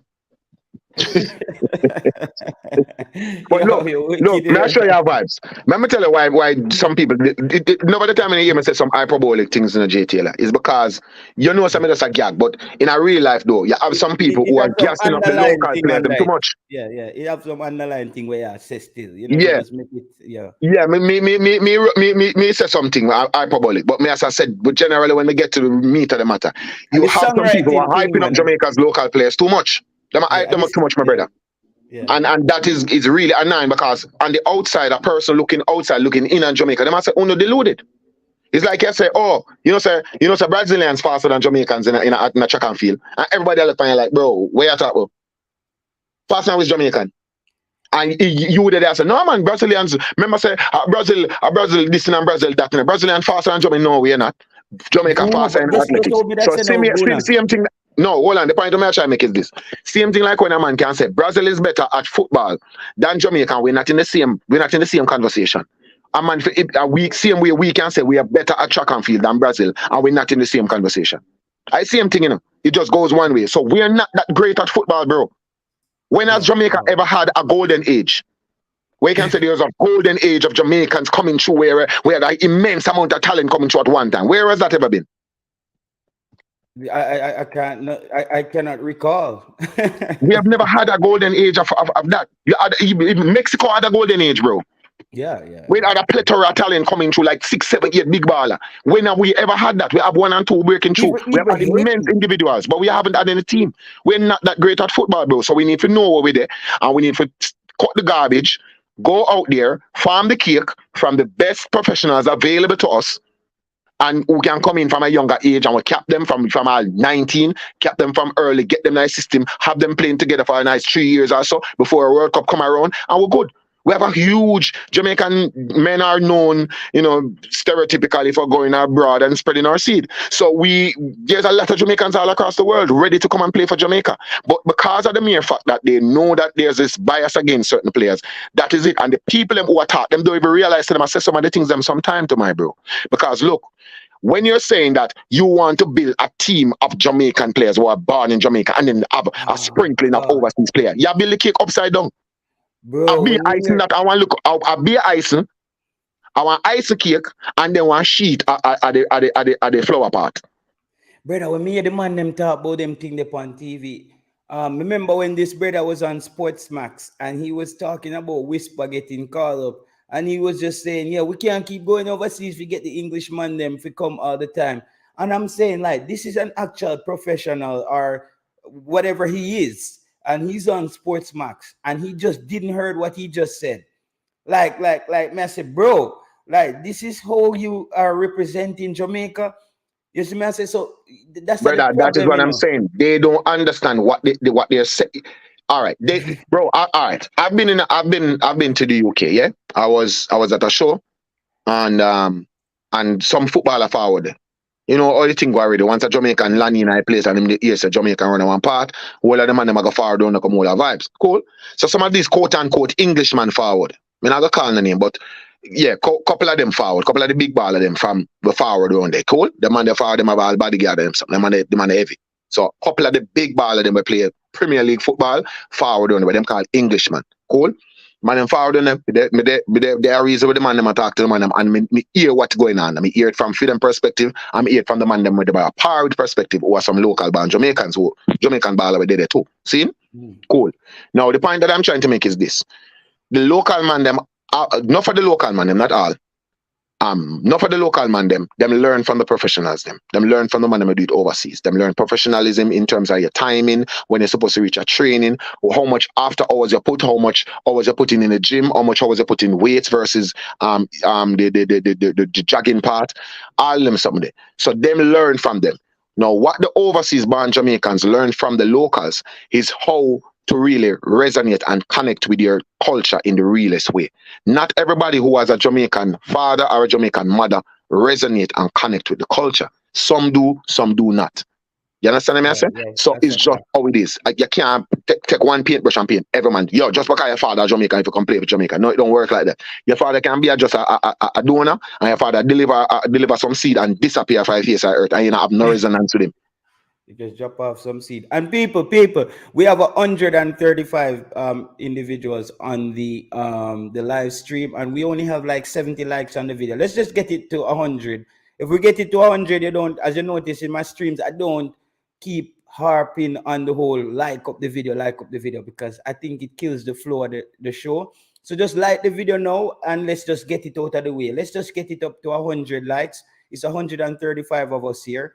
Let's just get it to 100 likes. So if 23 more individuals click the like button, we reach 100, and we now have to talk about like button again for the rest of the show, as because Guna is making some strapping points here when he speaks about this.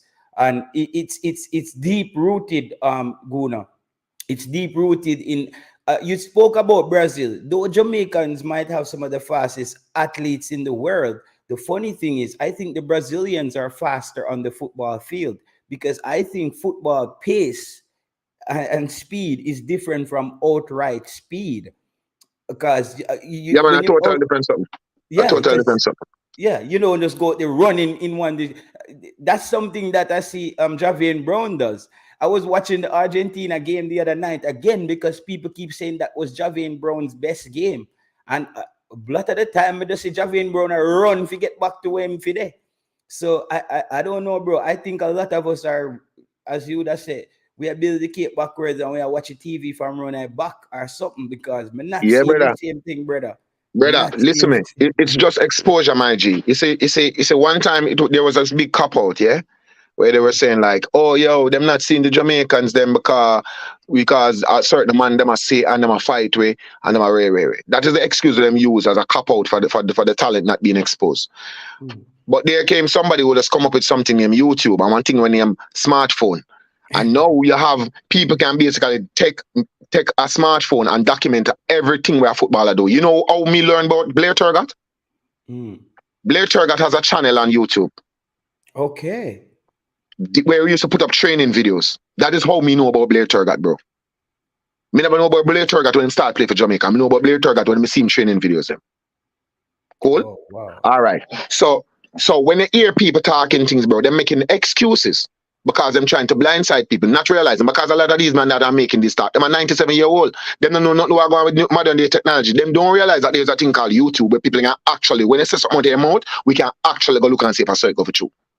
And me go add something to what I say, Guna, and it goes back to a discussion that we had in the past when it came on to music. There was an article out this week by two producers out of Germany who produced the song Smile Jamaica with Chronics.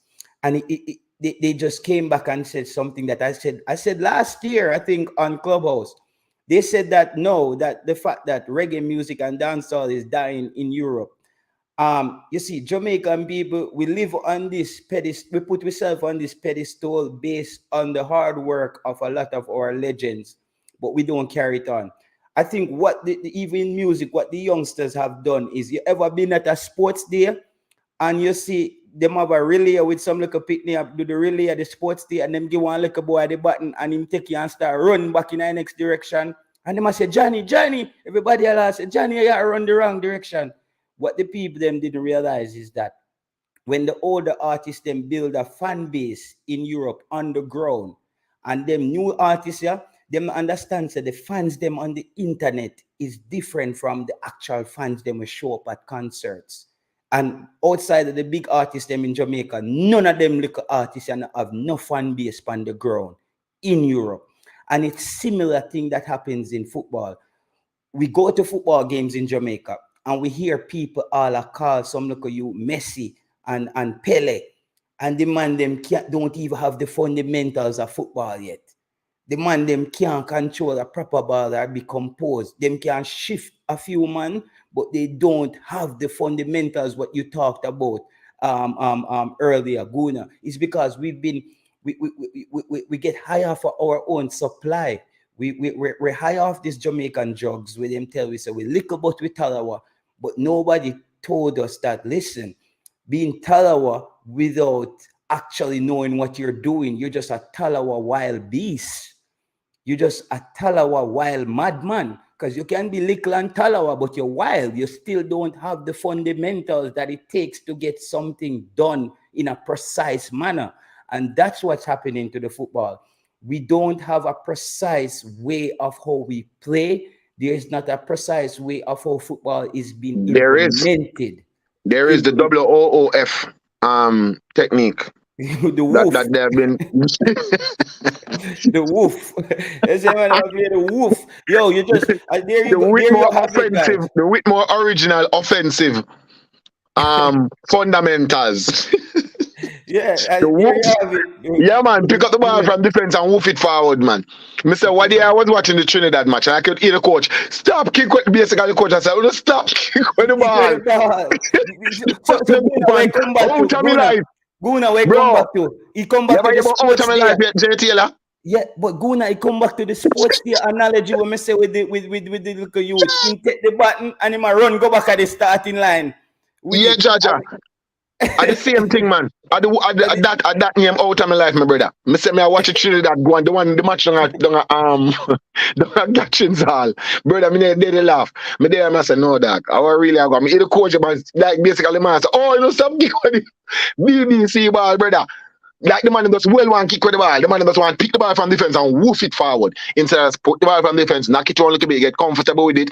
Play out of the press, play around the press, and then move forward with the ball and progress the ball up the field. No, what's the man in the pan? Cut the man in the pan. There's a baller from Waterhouse. I think him named Thomas. I think him play left back. and him have like a little afro hair thing in at the back. Him get Yeah, called man, up to Thomas. Jamaica. Yeah. Two Thomas play for side. He But is me know the China. Look a left back one, man. Me know. Look a skinny one. he is the official wolf captain. The wolf boss that. Yo, me see the man make us some pass with Jamaica, brother. Me say, yo, Guna, the only man me see pass ball to him teammate where there's nobody there. Like there's nobody in the vicinity of where he passes the football. Me never see that yet. Like you can see when a man pass a ball and you're anticipating a player to get there and the player doesn't get there. Me see this you pass the ball, brother. Nobody don't even in the actual vicinity or Yeah, but close to that's where he true. passes the Well, ball. I haven't seen that much, but I don't think I can take the Wolf captaincy away from Andre Blake. A tremendous goalkeeper. Like Andre Blake, Andre Blake, Jamaica's best goalkeeper ever in our history, right? Hands down, easily. He's the best goalkeeper we have ever produced, and he have probably 6 more years in front of him right now. Because goalkeepers, them can play till they're 100. So him is tremendously talented, right? However, when it comes to wolf out the ball, no man, the man have kick the ball fly over head 100 miles per hour, man. You see me? Yeah. But when it comes to shot stopping and the other technicalities, them are foot. So you see, that is what we discuss throughout the conversation. Sometimes it's just the context in which you do something. Because on the scale of 1 to 10, I think in my view, Andre Blake is probably in terms of goalkeepers. I think Andre Blake, is a championship level goalkeeper. That's what I think. Least, yeah, at best. Yeah, man. I think at least he's a champion. Maybe people talk about League One. No. Andre Blake is a championship level goalkeeper for me. Because I see goalkeepers in the championship, I know that Andre Blake better than them. And Guna, if he was in the championship maybe 5 years ago, he could have potentially become a Premier League goalkeeper. And so there no. So them I got mold out the wolf 4 times. Take out the wolf 4 times. Them I got mold out the wolf 4 times now, bro. But so by them time, them have some massage therapy, some girl come in and rub him and rub out the wolf 4 times system. And then foot or something. Yeah, or something. And then now he would have moved on to be a Premier League goalkeeper, but he's that good. I tell people that all the while, and then this guy is that good. And if you hear other people talk about this player, you will know how good they rate him. He's one of the best players in CONCACAF as it relates to goalkeepers, easily. So what may I tell you, with all that talent, and this is what we've been operating on for a while, our players have 1 or 2. Let's say that they need 10 things to be a elite level footballer. Them and them have 6. So them good enough to make them grade, but them not great enough to do what them supposed to do with what them have. Oh my God. Do you know? You understand what I'm saying to you? Look. Let's go back. One of the baddest footballers we ever produced, brother, is Ricardo Fuller. Man, the deadly, man, chop your skin, brother. One of my favorite footballers that Madman that you Fuller. But if you ask Fuller himself, he will say, boy, he not deliver as much as he wanted to because he was plagued with injury. So you have these issues sometimes where the players are so good at one thing, but then on another things like them have this huge efficiency. But those players were on a level that them player today in a JPL don't on. Because when the man bro, Mr. Man scored 13 goals in the Premier League, and a man has a 13 goals in the Premier League. I'm not putting the context behind it. When you say 13 goals in the Premier League, you must say 13 goals out of how many matches? And 5 of them against Chapitan Maru. Okay, right. So you put things in context. Say 13 goals in 26 games, and we can say, well, that's good because 13 goals in 26, that's a strike rate of 1 every 2 matches, which in any league at all, Bush League, Sky League, Jungle League, is good. That's what strikers are marked off. Or if you can score 1 goal in every 2 games, you're a top level striker in any league where you play. Okay? Now, you have a man that scored 13 goals, and you brag about the 13 goals, but it's not, it's a 13 goals in 57 games. Now, once you mention the 57 game, now things become, you get the context of what you're talking about. So, it's not 13 goals. If it's a 13 goals in 13 games, then you're talking a different conversation again, too. So we have to be able to do that. And what is happening is that because a lot of people who are talking about some of the things, some of the issues, they have interest in it. So they're leaving out details that they may harm their case. So you have a coach come out and gas up some stuff about his players and say some things on a go so. And then him try to downplay somebody else who's not on his squad. And you might be thinking, because I've heard people coming at the same Omar Hutchinson situation. I've heard that person come online and say, Omar Hutchinson no want to play for Jamaica, never want to come on the match, because no want to get capped. And you know this, and start this big room and commitment police roll out back again. Roll out the commitment police, touch back street. Every commitment police run out and start question commitment. Man never question commitment when Shamar say now come to play for Jamaica. You know? But all of a sudden, no, because it's Omar Hutchinson, we have to question his commitment. So, but any man who born UK, them have a different commitment level from a Jamaica man who born a Jamaica. A Jamaica man can just walk in outside while a UK man not. Me take some of the blame to, you know, him go now, because you know me, you know, me as a youth now. You see, to me chop it straight, me also take my blame when me need. Me take some of the blame when it comes to the commitment police. Because some of the time me end up on the commitment police task force. Yeah, woo. You know what I mean? I run in and the dog them I say, yeah man, we're there, we're ready already, you know, yeah go. You see me some more time. Cause that's where you see sometimes people they are afraid to just accept like, yeah, we don't get it right all the time. And sometimes I don't get it right, bro. But I think I have an upper hand over a lot of people where I am able to accept when I'm wrong. I'm able to accept that because I know the quicker I accept that I'm wrong, the quicker I get to move on to something else. You see me I say? Me not just sit down there fight that same war there. There's two things I got wrong on local players. I rooted for local players where I said I think there should be 3 local players who are the best in the league, and a youngster. I that was something I advocated for. But after seeing the local players getting the chances over and over, I say, my God, me have to hop off of the task force, the local task force. You see me? Because that's what I said. My thing was I believe that you should always, and I think the coach always, the coach touched a little bit on this, that you want to have a few local players around the team, 1 or 2 or 3, because I believe it's important for the continuity and to have players aspire to get to that level. However, it doesn't mean when they get to that level that they're gonna be actually good. Some of them are gonna just realize that they're just not good enough. Remember, Eva Daniel Green. Daniel Green was firing Bygrave. They were firing in the JPL. They got to the international level and they weren't good enough. People were saying, I think me and JD the other night, we were going back and forth with the Tyreek Jimenez. Shavan saying he would call Tyreek Jimenez. I said Tyreek Jimenez is not ready for international senior football. There's no way Tyreek Jimenez can be that bad at the under 20 level and go to Belgium for less than a year. And you're now telling me he is international senior men's football product. Development don't happen that rapid, my friend. It just doesn't. You don't wake up from overnight. You know, wake up one morning and you're just good at football, my friend. It takes steps. It takes steps. You get those off seasons. I tell you, in football, your off season is one of the most important things. Is what you do on your off seasons, brother.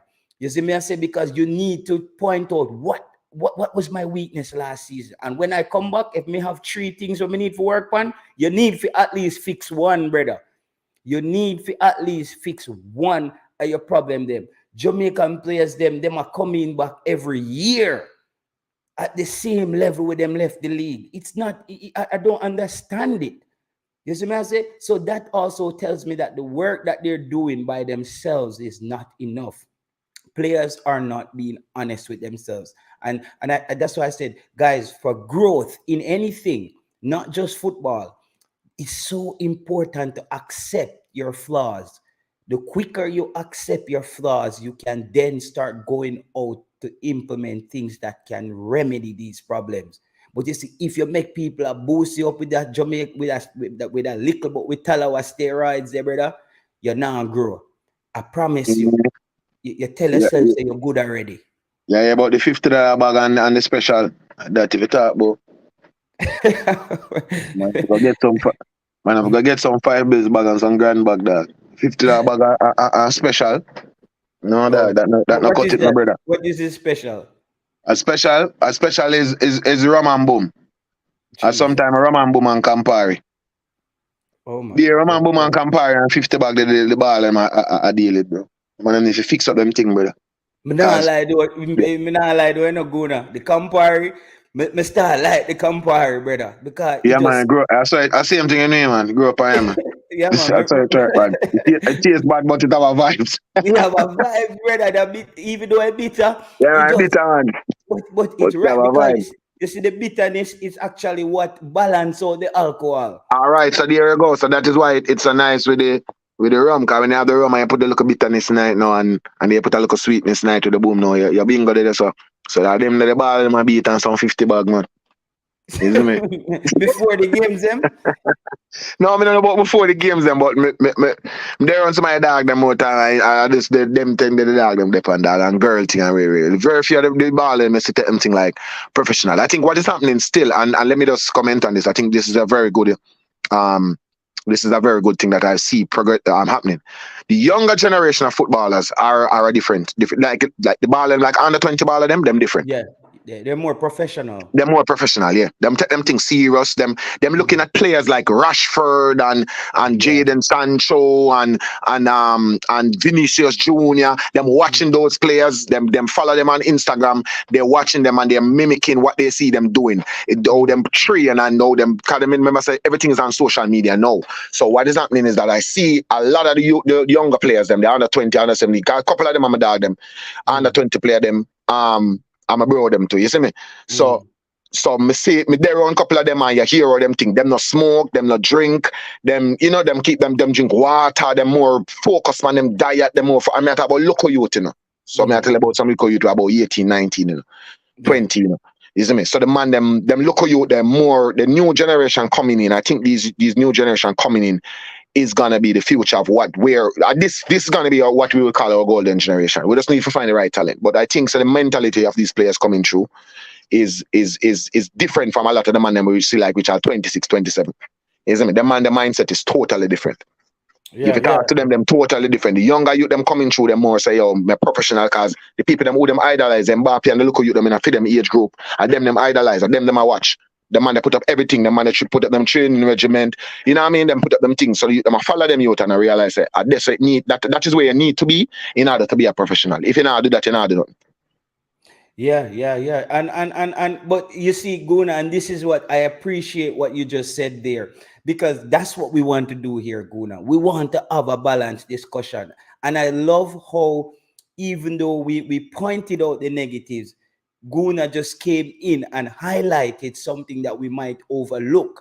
And he just, it's something that we all can agree on. And I love that you just did that as well, because it's all about that balance too. Because we still want to give the youths them way, do the right thing, go ahead and let them know, say you're on the right track. And I tell you, I think it's the emergence of the internet as well that gives these players more insight into either Cristiano Ronaldo, his regiment, Yes, exactly. and His regiment and how him eat, the food where him eat. It's a good thing for see.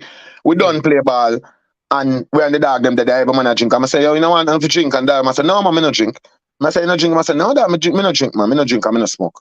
So I say, you no drink, I no smoke. No, that me no drink, I'm no drink. Water, me drink, bro. Cause you know, say me have to do my regiment and way. And you know, the man they have them thing written down and yo, me have to do, you know. So when you see the man, them do it like that organizer, that time management and it's impressive. So you have to give credit where it's due. And I've seen it because as I say, there are a couple of national them where probably about 3-4 national them. And the dog them, me see the dog them deal with them thing like on a professional level. So hopefully they will, continue playing football and make a job of it. But that mentality is are lessons that you can use and implement in any profession that you're gonna go across. Because every profession that you're gonna go into, you want some degree of professionalism in it. You know what I mean? And this is what Mr. Guna, yeah. this is why I'm so disappointed in a player like Lamar Walker.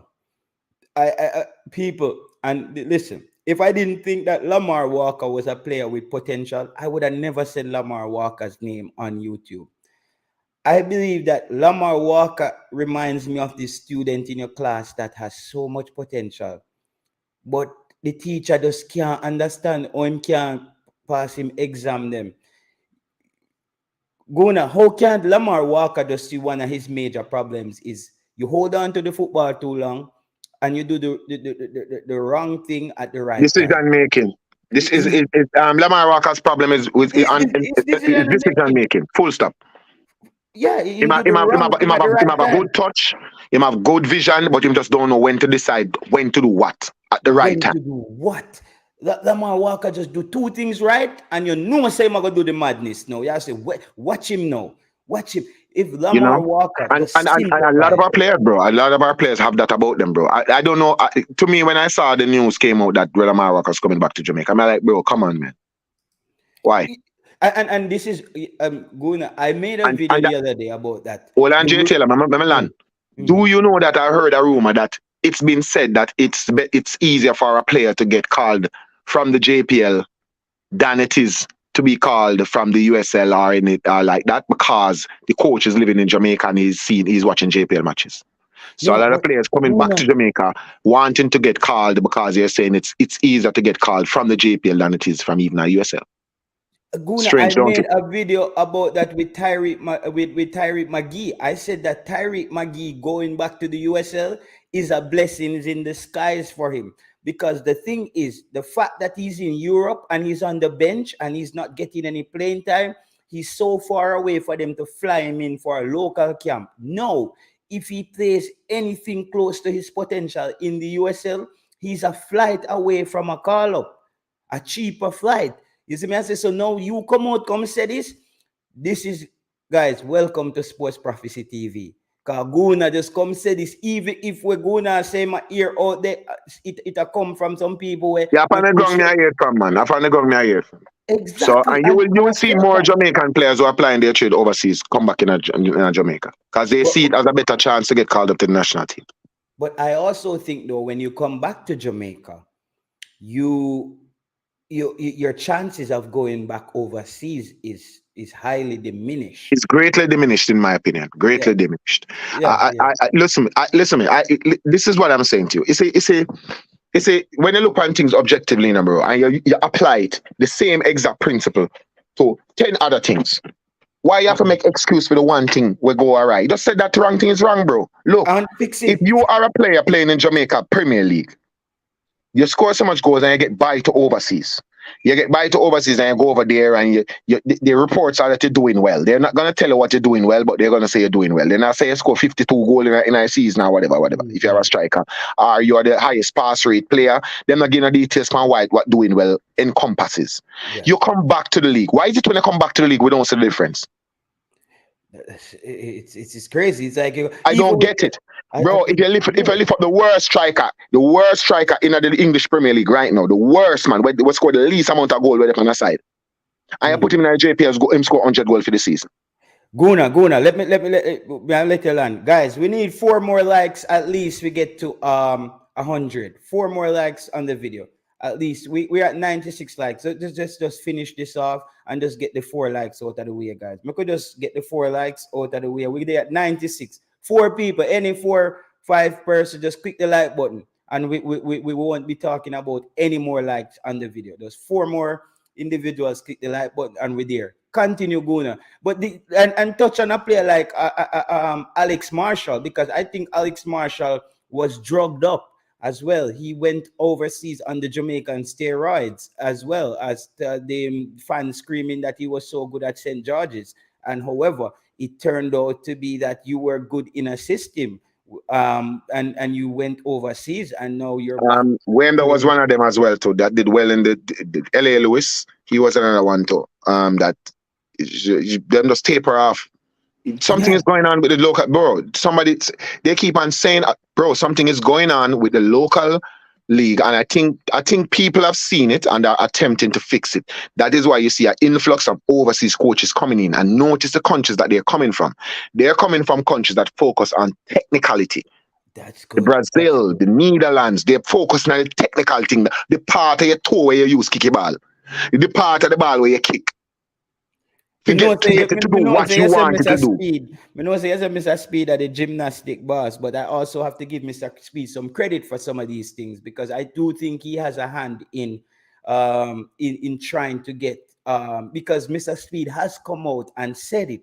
And this is what Mr. McCann appreciate this about people, where Mr. Speed come out and said that the local coaches have failed the players. You see me? Me can Yeah, respect I that. heard him say that. I heard him say that because Me can respect that, Guna. yeah, I have to respect that definitely. And on a level, Mr. Speed is a person that I have a lot of respect for. Yeah, I think he's one of the best persons, footballing persons in the whole country, yeah. genuinely speaking. You know what I mean? Yeah. So regardless of that, still I will criticize him if I think he And has him done turn something up that's and wrong. take him beating from you too. Mr. Yeah, Speed, and I'm a tape rate him for and that too. screen. That's another thing too. Yeah, Yeah, man, the man turn up and take him beat. If you conk him, must stand up in my face, yeah, man, him not run.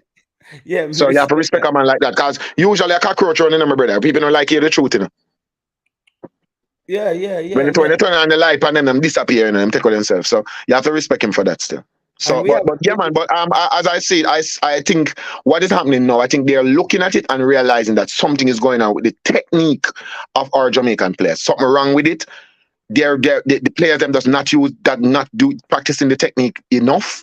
They're Mhm. using natural ability. And that we are traveling for the last maybe 10 years. For the And last 10 years we're traveling pan strength and speed yeah, yeah, and yeah, the yeah. technical aspect of it is not being emphasized as it should, knowing that football is going towards that, my bro. Yeah, it's It's not like you about live in wild a run this up and down anymore. It's about you live knowing, in knowing yeah, for pass the ball accurate, knowing for kick the ball accurate, knowing which part of your foot for kick to get, watch flight you want on the ball.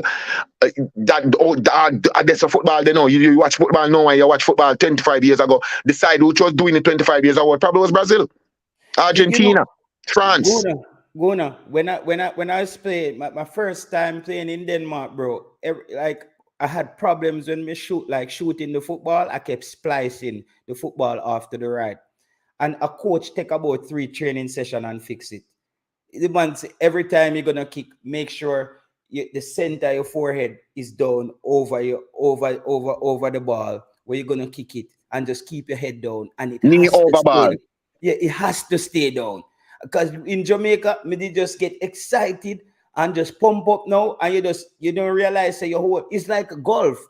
A lot of people don't know you cannot hit a golf ball if your head is not down, eyes peeled, even if your other part of your body are moved. So I realized that it's those simple techniques, but if you don't have people who can spot these things and quickly remedy the thing, 3 training session, the coach just tell me, say, yo, boom, hold on your head over the ball, and we don't kick the ball since that. I mean, I say, wow. And that's why we need them kind of coach up. We're gonna bring in Brian Mighty on the show. He's someone who's involved in the football. He always has great opinions as well. This is someone who me and this person can even enjoy disagreeing. These me love when them people pop up. And Brian Martin, you are a part of the local, the domestic game. Some of the issues that you heard Jamaica Guna touched on. Are you have any ideas about any things that's been done to remedy these things that you know of, or maybe you can give us a different perspective on what the issues are and the solutions. Your mic is muted. Yeah. Yeah, good afternoon. You hearing me? Yes. Yeah. Yeah, man. Good afternoon to you and to your viewers. Yo, Guna, bless up, bro.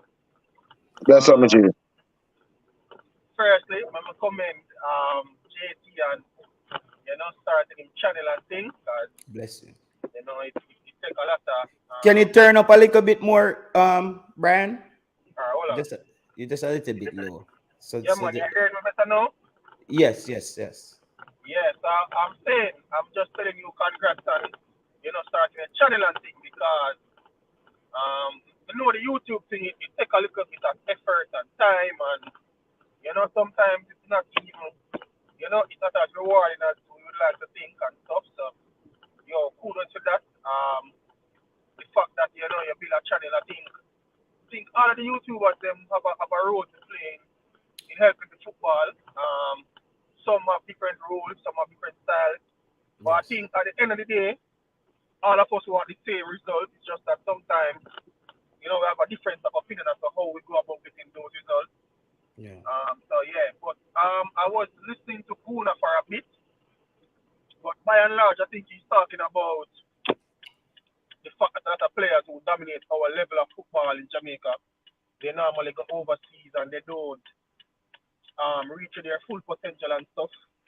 Um, I think too one of the problems, I think there are some issues that we have here in Jamaica, I think one of them is the fact that the persons who are interested in terms of developing the players or coaching the players to a certain level.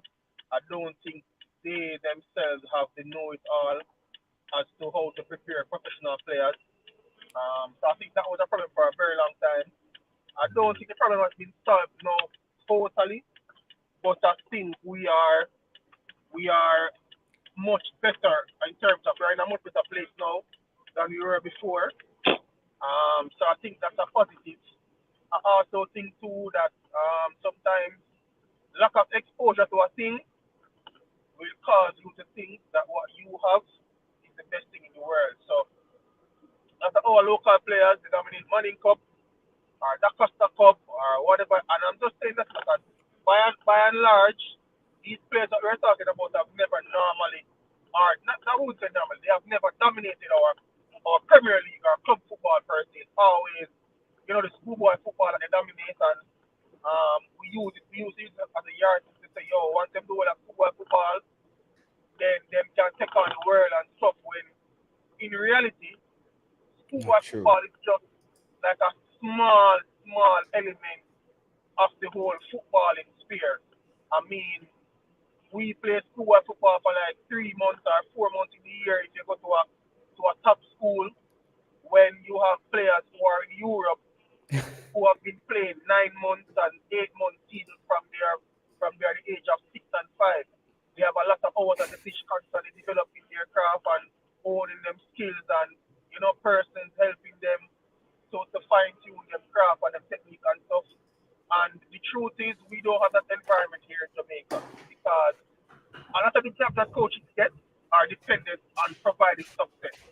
So even if a coach is coaching a prep school team, the principal of the prep school team expects that at the end of the season, they must be the prep school champion. Now, what usually happens a lot of times, we find that the coaches they don't have a lot of time to focus on development of the players because and that too that's how they earn their living too. A lot of them just that's how them earn and they get a reputation by being a winning coach and stuff. So you find that them don't spend a lot of time and try to develop the craft of the kids and improve them. Also, a lot of times when our players go overseas, like if a player should go to Denmark or to Norway and stuff on a trial or whatever, sometimes it's the first time them traveling outside of Jamaica.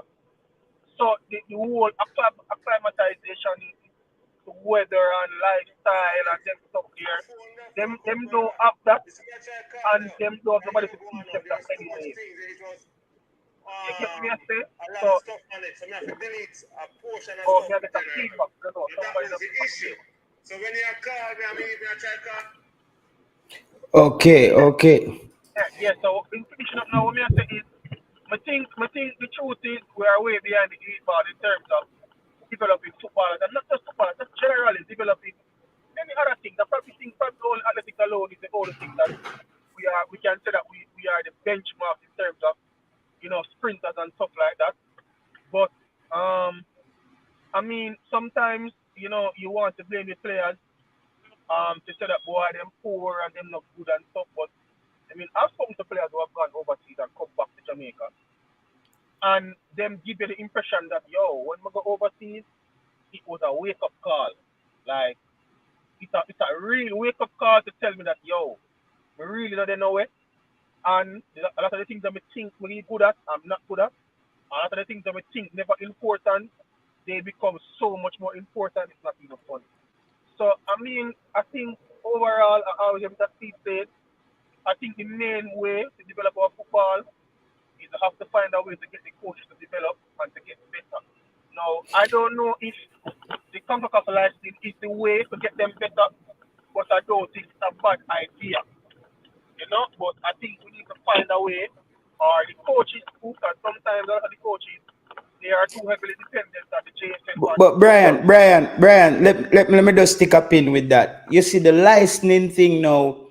I'm very I have a mixed feeling about that because I also heard the president of the Westmoreland Football Association, and I was so surprised by his number of achievements or accolades as far as obtaining license and doing courses in England and all those places. But yet, his biggest accomplishment was renting a field and building an office in Westmoreland. So I don't know. Like a lot of these guys, they I don't know, bro. I think it has a lot to do with the mindset. It has a lot to. It's like time. You see, time is not very important to a Jamaican in Jamaica. But you see, the soon as you leave Jamaica, you realize that time, whether or not you like people are moving with or without you. And I think it's similar with the football. You see, when you come and you come play football, them just bench you if you're no good. You know what I mean? And I think that's what's happening to a lot of our players. They don't focus on the fundamentals because, as I said, because the Manning Cup and the DeCosta Cup is geared towards winning. It's not geared towards development. So when players end up playing Manning Cup and them get feed the Jamaican steroids, what I call it, where the man them call them Messi and Pele on the sideline as your shifter man, you quick realize it. When you shift all some place at Germany, a Europe, a boo your brother. The people them say I spoil up a ball game. I swear, me see them boo players here where shift people already get boo. In a Jamaica, the place lift up. A man gonna lick you all in your face with a buckle. To him happy if you see MC. That doesn't work outside of Jamaica, my G. So I think a lot of it has to do, Brian, with the mindset that players need to start understanding that the fundamental is what's gonna take it to the next level. It's not how much money you can shift. Yeah, I mean that's true too, but like I said, a lot of the, like I say, there are oftentimes the players they are not exposed to that, because as you're saying, in other countries like in Europe and stuff, they want the ball to be passed and the football to be played in a particular system in a particular way and stuff. Like I spoke to a player, former national player. He went overseas on an MLS trial. He went on to have a very good career in the MLS too as well. Well, really good is relative, but he had a good, decent enough career in the MLS and some other leagues and stuff. And he said when he went on the trial, he played a particular position. And when he went, the coach was saying to him that, hey, I don't know how you got here now. Somebody from like sporting director, somebody after the set, brought you on a trial, and I'm not looking for a player in this position. I'm looking for a player in this position. Can you play that? And he said, yes, he can try and whatever. It's called a trial, brother. he was playing a particular position, and he have him skill and stuff. So when he get the ball at the halfway line, him beat two persons and go down the flank and put in across. And he said to me that the coach called him one day and said, hey, I don't want that. I want when you get the ball here, you're supposed to pass it to this player, and they're supposed to run down the flank, or wing or wherever. If you get the ball, you put the ball in the box, and if the play is broken down, you come back and hit it in our half. And instead of that, all the coach said him more. Instead of how his system is, him don't need him to do nothing more than that. That's all he wants to do. And Yeah. he eventually stuck into that way, and eventually he got a contract with the club. And funny enough, he went on to play that position for the national team. He came back to Jamaica in that position that he was playing at his club, and made a career there as that sort of a player. So, I mean, sometimes it's all about, but in Jamaica, we don't have that sort of system or structure. We just think that everybody must, for want of a better term, do what they want to do on the football field. You get what I'm saying? And so sometimes when the players eventually go overseas, I'm telling you, a lot of the information that them get, a lot of things that they are expected of them, it's almost like it becomes a shocker to them. They don't know that they're supposed to do it, or they don't know that that's what they expected of them. And what happens too, in those countries overseas, bro. When you come, a lot of times the clubs don't have a lot of time for you to to be learning at the job. They want somebody who can come and get the job done. And if you can't do that, they are out with you and on to the next. I mean, interject here something with the GC a while ago. Now, I'll show you a thing about culture. You have a place named Uruguay, right? If you ever see any Uruguay player play, them have one thing in common. Them man, they play like them dead on the field, right? Yeah, man. That's a fact.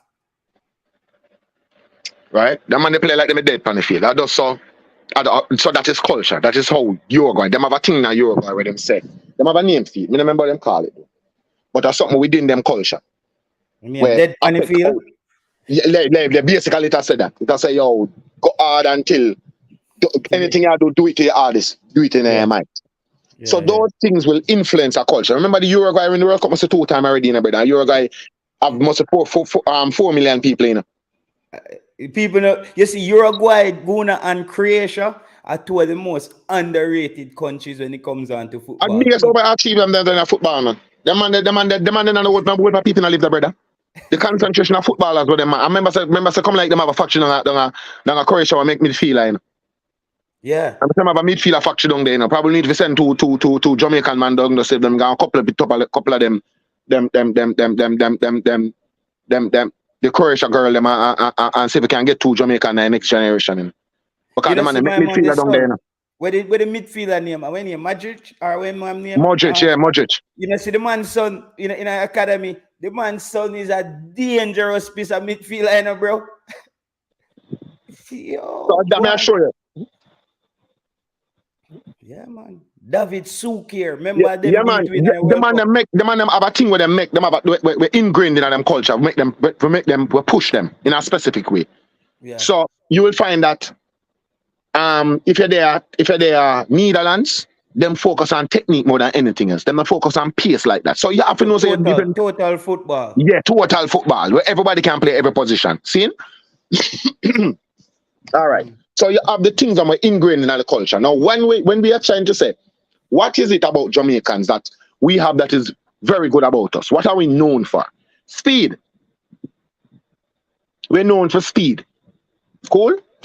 Now, in the English Premier League, our Jamaican player is not even the top 10 fastest player in the Premier League.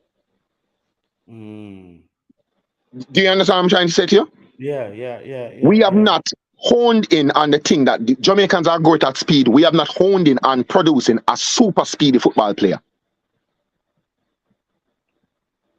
We're an elite level football player. We haven't honed in on that as yet. Something is going on, bro. So I don't know what is going on, but what is good about you? Go back to the Brazil thing where this same remember, you know, the raw speed and football speed are 2 different speeds. All right. So let me give you an example again. Okay. In France, when we go play ball in France, I play ball, everywhere I go play ball, right? Somebody in France already in a place named Marseille. I play some ball. Yeah, Marseille. Then play the goal is a skimmage draw play. It's a half big. The goal, skimmage big, but it's not a full goal. Cool? Yeah. You can't use the foot. So if you're a goalie and you're a goalie, you have to use the head out the ball. Wow. Listen me, you know. Listen me. Kicking it's a half goal. If you're in at the goal, you cannot use your hand. You have to use your foot, your head, your shoulder, anywhere to block the ball from going at the goal. Now look who you're coming up and playing in that goal. What that teach him to do? Yeah. He teach him to head out the ball, to throw him body in front of the ball, to just don't make the ball score. He can't use him hand. A skimmage, but it's a big skimmage. Now look, you know, that is culture, you know. That is culture. That is this, them looking at it and so within our culture, we want the players them can be able to stop the ball without them using them and I want to put them in a big goal. Notice in Jamaica, some little bit in the goal we use. Yeah. So it limits. So it narrows our scope. It narrows down how you have to defend properly. Yes, it narrows down. Okay. Our scope. Now look again. In France, when we are play ball, them try progress the ball the fastest up the pitch as possible with the least amount of touches. What them a play a long ball? No. Them play a long pass. So it's a pass, but it's made long. Now, them progress the ball as fast up the field, and we cannot go inside. There's a circle, there's a semicircle up at which part the goal field. We call it 18-yard box. So it's an 18-yard circle. You cannot score from outside of that circle. Mm-hmm. You cannot score from outside. There's no long shots allowed. You can't kick from half line. You can't kick no ball from outside of the circle. You have to go in at the circle to score. In a circle, they always have a defender, two defender, three defender stamping there now move. Them man step outside of the semicircle, them dead as the whole time. All these things train the culture to play ball a specific way. That's a It fact. train the Yeah. culture to play ball a specific way. So here when someone complain about Jamaican football field, them we have worse football field in Africa. Brother, the man them in Africa play up on grass buckle. Yeah. Greetings, Let's JT. bring in Welcome. Odin in the show for a little bit. What's your take on the topic, Odin? Because we're gonna First of all, segue after you. After greetings, this, we're gonna everybody on the segue panel, on everybody. after this. Yeah. All right, so this is where everything would start, right? And hear me clearly, right? Mm-hmm. The problem with our culture and the football is you have to remember, in order for you to excel, the right people have to be in place to teach you, right? So what I notice with a lot of these coaches, even growing up myself, I notice a lot of these coaches, they may be knowledgeable on certain aspects of the game, but they're not fully educated about football as a whole. So there's a lot of players who come up and they learn maybe 3 out of 10 things that they're supposed to learn.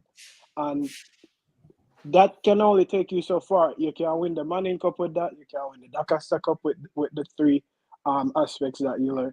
Shoot, you can even win the Jamaican Premier League with those three aspects. Um, my older brother win the JPL league must about 2 times with Portmore United as a goalkeeper, right? And in his game there were so many things that he had weaknesses in. He made mistakes, like big mistakes that certain players aren't supposed to make. But back to what I was trying to say now. The main issue is these coaches, right? They're not fully educated about the sport. Um, there are very few coaches who are fully knowledgeable. I'll use this person I'm going to use because I'm sure everybody is aware of what happened. Theodore Whitmore was coach for the national team. Even though he's considered a legend, even though he accomplished a lot of stuff in his football career. You have to remember that when it comes to coaching, you have to be fully rounded and knowledgeable about everything. Now, when you see how he coached the team, the long ball, not only was he playing long ball, he was picking players and basically trying to prove a point. Even when you see that his decision making wasn't working, he was still going with it. So the main reason why I feel like a lot of these players feel is the coaches, because a lot of them, they don't want to leave the country to go learn about football in Europe. They want to stay in Jamaica where they're comfortable.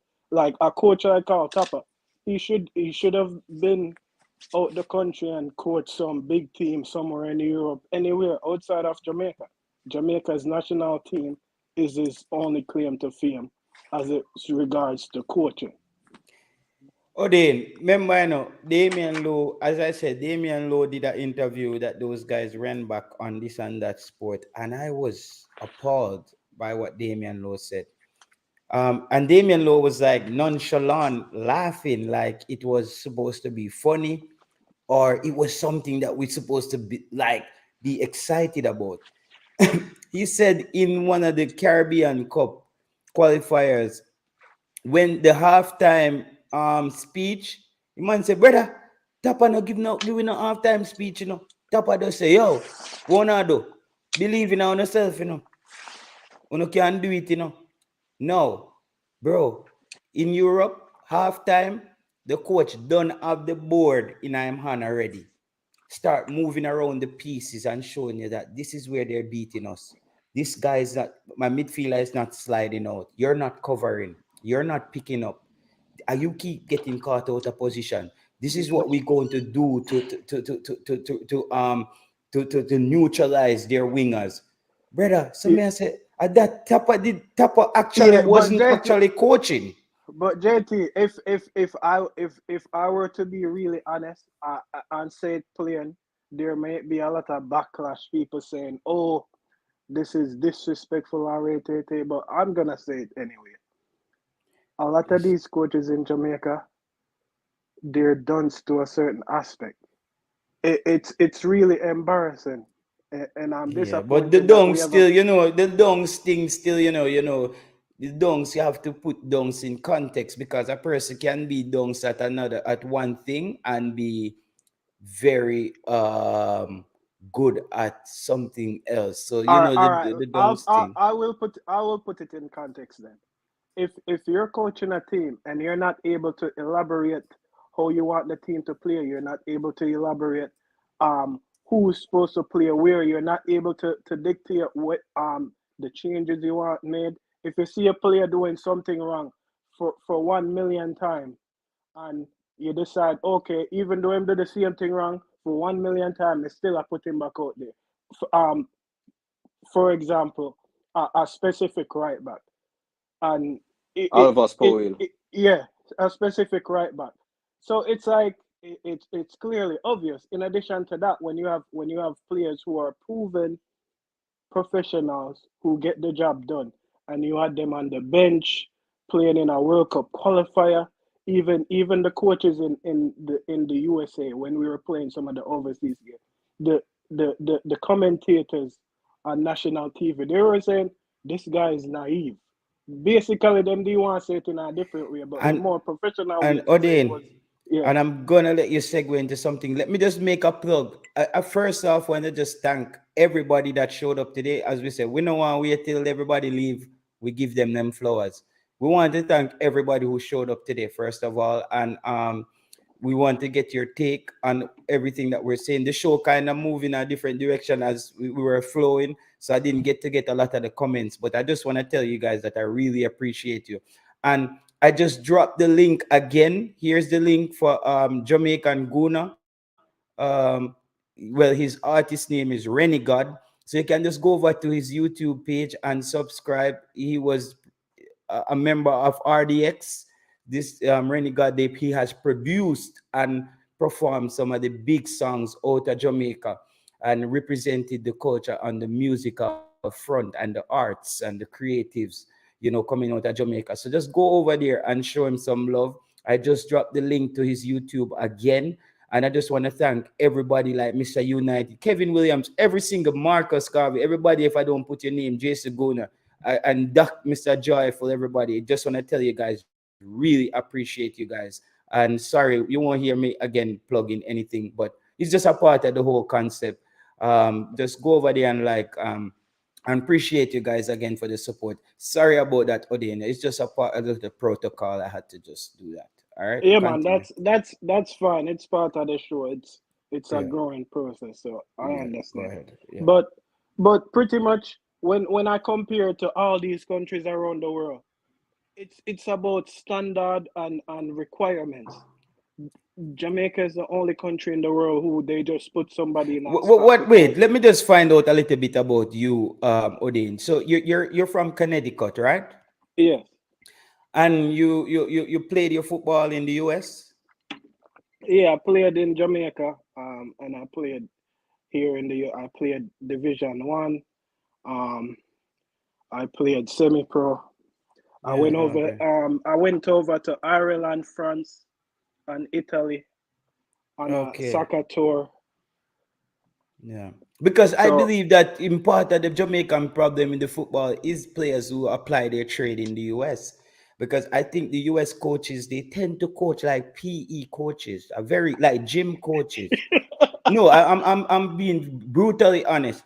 I think the coaches there, bro, they coach in a way where it's very I don't know, it's very robotic, like it's just um very cliche, like not like in Europe. I think coaches in Europe coach a bit more risky. yeah, You, let me tell you what it is when it comes to USA, JT. You have to remember, America is a country, they don't really support soccer like football that, like right? that, yeah, exactly. So it's only when World Cup come around they pay attention to it. So a lot of these coaches, they go a lot of these coaches, the reason why you will see the way they coach it into a PE format or like robotic. It's because they literally have a handbook and they read in the handbook throughout the week and they're like, okay, guys, this is what we're gonna do today. Yeah, it's The very problem with structured that like was that. it affected me in a certain way because I realized I used to play a striker, right? And by the time I got to a certain point, it's Mhm. like I feel like I became lost over time. Yeah, you don't even Because it know was what like, position you play anymore. yes, exactly. Yeah, yeah. Jamaica Guna, and another thing, why not let the Jamaican players who go to the US do not transition to Europe? What, Um, simple comfort. Um, all right. About 2018, I think it was. I was in Orlando, and I think Reggae Boys was playing very much. I'm in there, I think. So I was there, and I understand now. There's a Jamaican player who was in Orlando at the time that I know him personally, and I understand why the players go to USL and get stuck. What happens is that these USL teams, one of them in Florida and near. USA is near to Jamaica. So you're in a professional environment. You you get a place to stay. Um, where you get a pay. You probably get a nice 200,000, 250,000 a week. In the USL, you get a nice little ride. You get a little place. Probably get them get a one car or something like so. Depends on the terms of your contract. Where you get a car, you get a place, and you play football yo, where you love, and you're there Guna, nearby. you gonna ramp like the way oh the way you talk patois, brother. If people don't know you like on the stream, it does sound like your style. Everybody. No, it's not styling, no, bro. Yeah, I'm a man where you call brutally honest, my bro. I Me can't know, bother man, mince me words, know. bro. Me You have to know, know how to bro. use words effectively. At that I'm a trade. That's what I do for a living. I use words effectively. So me can me as I tell you straight and plain say based on what I've seen, as I say me know of somebody personal where playing at USL where you say in at the USL. The man go there, then get a ride, them get comfort, them in a space where them say you have a whole Jamaican where there, you probably have a Jamaican football team close by. So you have a whole Jamaican there, you have a Jamaican community there, so you feel comfortable, you talk a language where you talk normally when you're there yard. Plus you are living foreign, all you do is drive on the wrong side of the road. Right? So you're living foreign, you get a ride, you play football where you love, you make a food, you're good. Now when Yeah, another side link you and tell us them I get less than that. yeah. Plus, you have to go there way over Europe. You understand? And I'm get less than that. I ain't no guaranteed to get the ride. I ain't no guaranteed to know no Jamaican or there no Jamaican or you can link up a family anytime. You can take all of the off and fly come to Jamaica, zoot, quick and fast. Look for your kids them going back and foreign. Get the waiver and part over there. So it's not the same. So when you're looking at comfort, a lot of man gonna look at it and say, boy, that side they pay me look a bit more still. Them I tell me say them I give me a 1 year for see when me make out. I'm gonna feel like say them man I believe in me and love me. Me I see myself on TV because say broadcast on the community like local channels and local NBC or the local Mhm. whatever it may be or Fox or wherever. So you think I get broadcast people I know you, you're walking the street, people know you, when you go in the supermarket, people know you. You're walking at a jersey store, everybody know you, then they assign you one star. So Yeah. come on, man. You know what I mean? Once you get signed and you look, you see a big post up in remember say America kill marketing. So when you look on them, look at something, then you say, no, Jaja. I bet I'm just go and see so when me want to start and go over there, so when me have to go try and work hard to be a star and over there so cool. And right a Florida there something there where it does easy when me warm, the temperature good and cool. I'm Jamaica the right there so 1.5 away. Yeah man, I bet I'm go and build.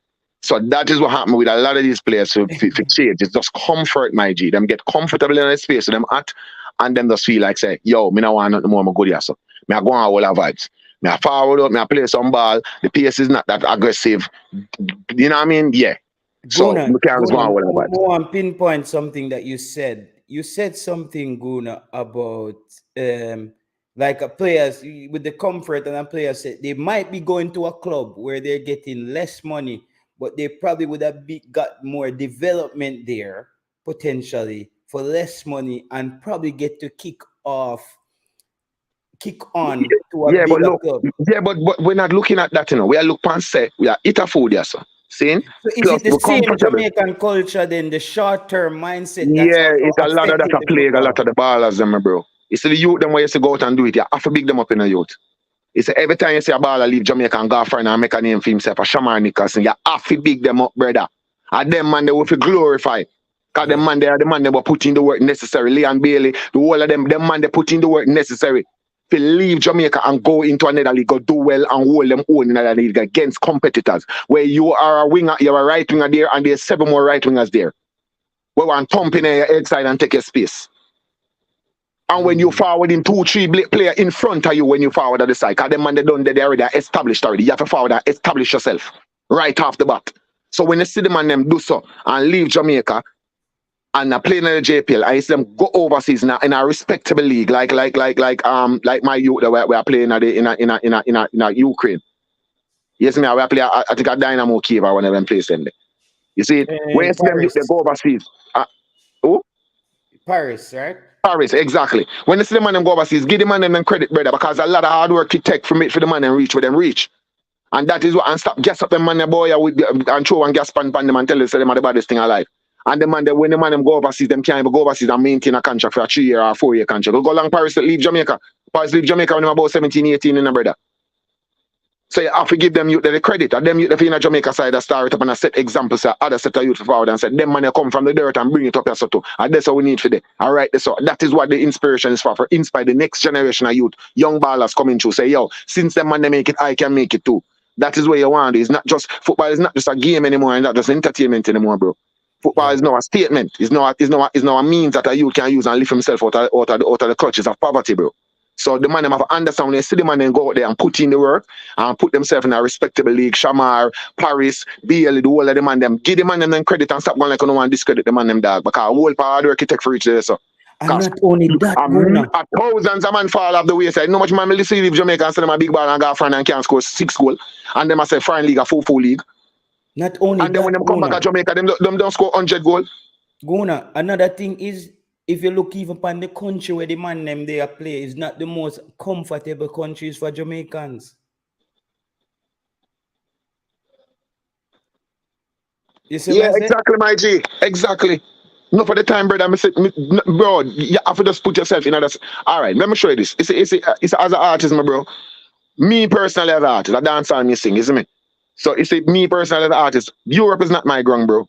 Europe, me get the least money than any other market in the world. If I go to the Caribbean, I get more money than I go to Europe.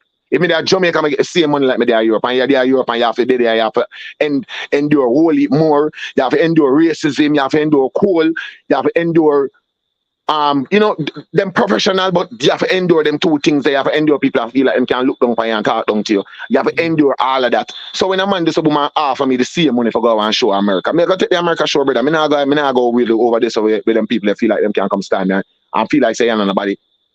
You know what I mean? More I stay in a place, I know say, all right, yo, yeah, you're so good. I'm a place this. I know some Jamaican people, them are forward out and them are support the thing. When you're over there, say, you're not seeing a Jamaican over there.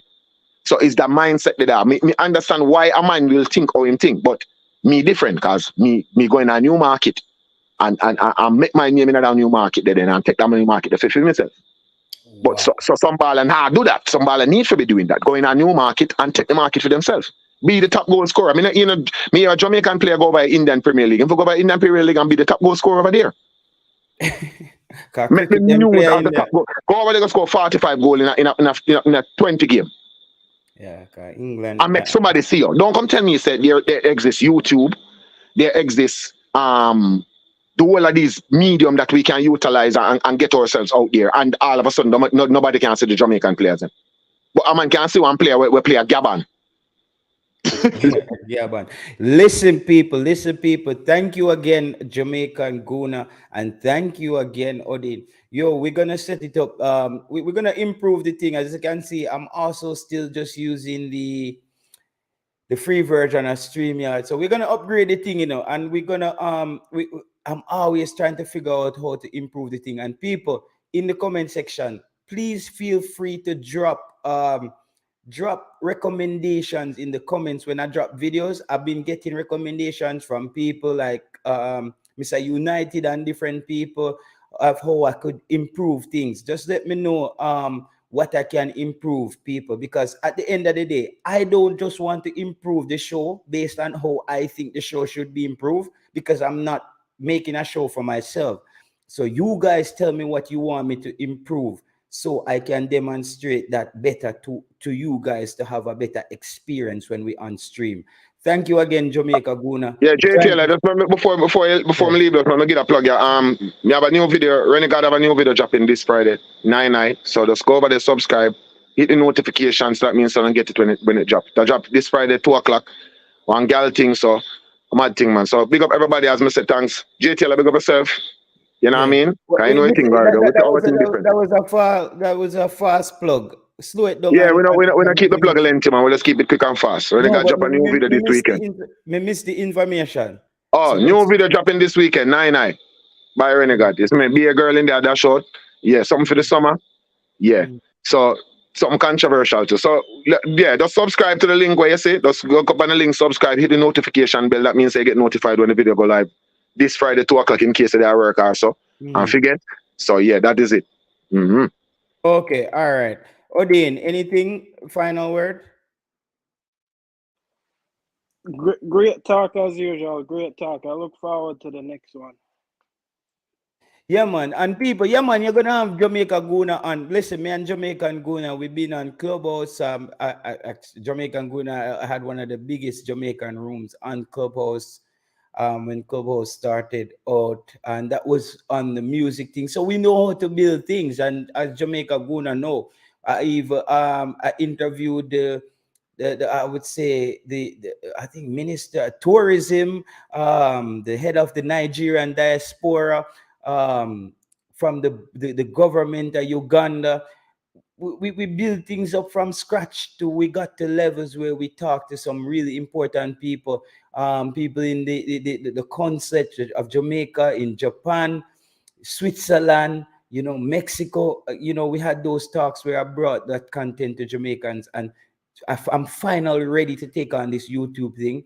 But I want the fans them to kind of channel, because there's a lot of channels out there on YouTube already. So I need the fans to help me to pinpoint what's missing in the space, so I can then bring that forward to you guys. So I need your help on that. I'm asking for your help, because I can't, I don't know it all, bro. You guys actually see some of the things them where we on stream not doing correctly. So just always feel free. Everybody can see in my comment section. I reply to every comment, and and I take criticism. It's normal. For my man now tell me about my mother, I'm good. You see me? Just tell me what we need to do. I'm not here to hold up traffic, bro. For you guys tell me, say, yo, JT, work on that. Someone said the other day, work on the short videos.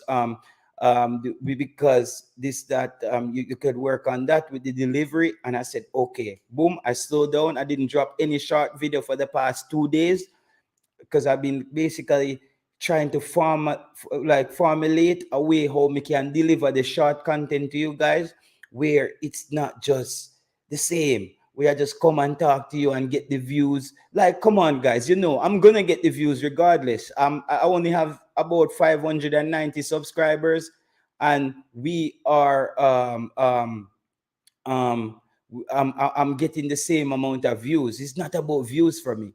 For me, I think what's gonna create a good channel for me is when I create an environment where people discuss opinions, where we disagree with each other opinion, and at the end of the show, we say, yo, big up yourself, real baller, big up yourself, United, big up yourself, realist youth, big up yourself, Marcus Garvey, Stewart, and we just cut. We know so we did disagree on some whole thing with football, but everybody go back to them normal life. We know there's people in here who have work tomorrow. People in here have families to take care of. People have to go to Western Union this Friday, go send off the little butter, go to Jamaica. Brother, we know the struggles are gone, same way as Jamaicans. And every Jamaican dream if you just make it and just live comfortable at Jamaica. But in between that, we still have to just try to progress in other things. And like, what I mean, let's try to figure out a way, bro, how to communicate and just even share ideas, bro. Because our culture, we have this do it ourselves idea, and it's the only bro, we're getting a flagging, bro. Every culture teaming up, and just like if a Chinese man come a Jamaica and him see a next Chinese man, them team up and start bringing more cheap goods in the country and just take over the market share. Jamaicans want to say, watch, me do it myself.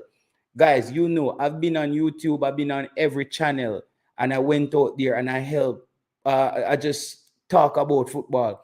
JD is the only person who has came over to my channel and basically came on stream.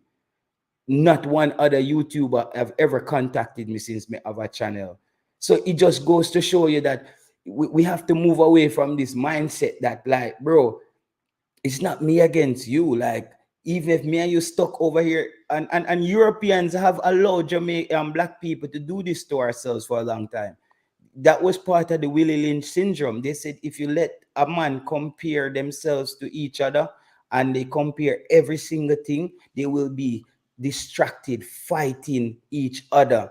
And then they miss the point of what's really going on over here. So while Jamaicans are competing against each other, everybody is making progress. You see me I say?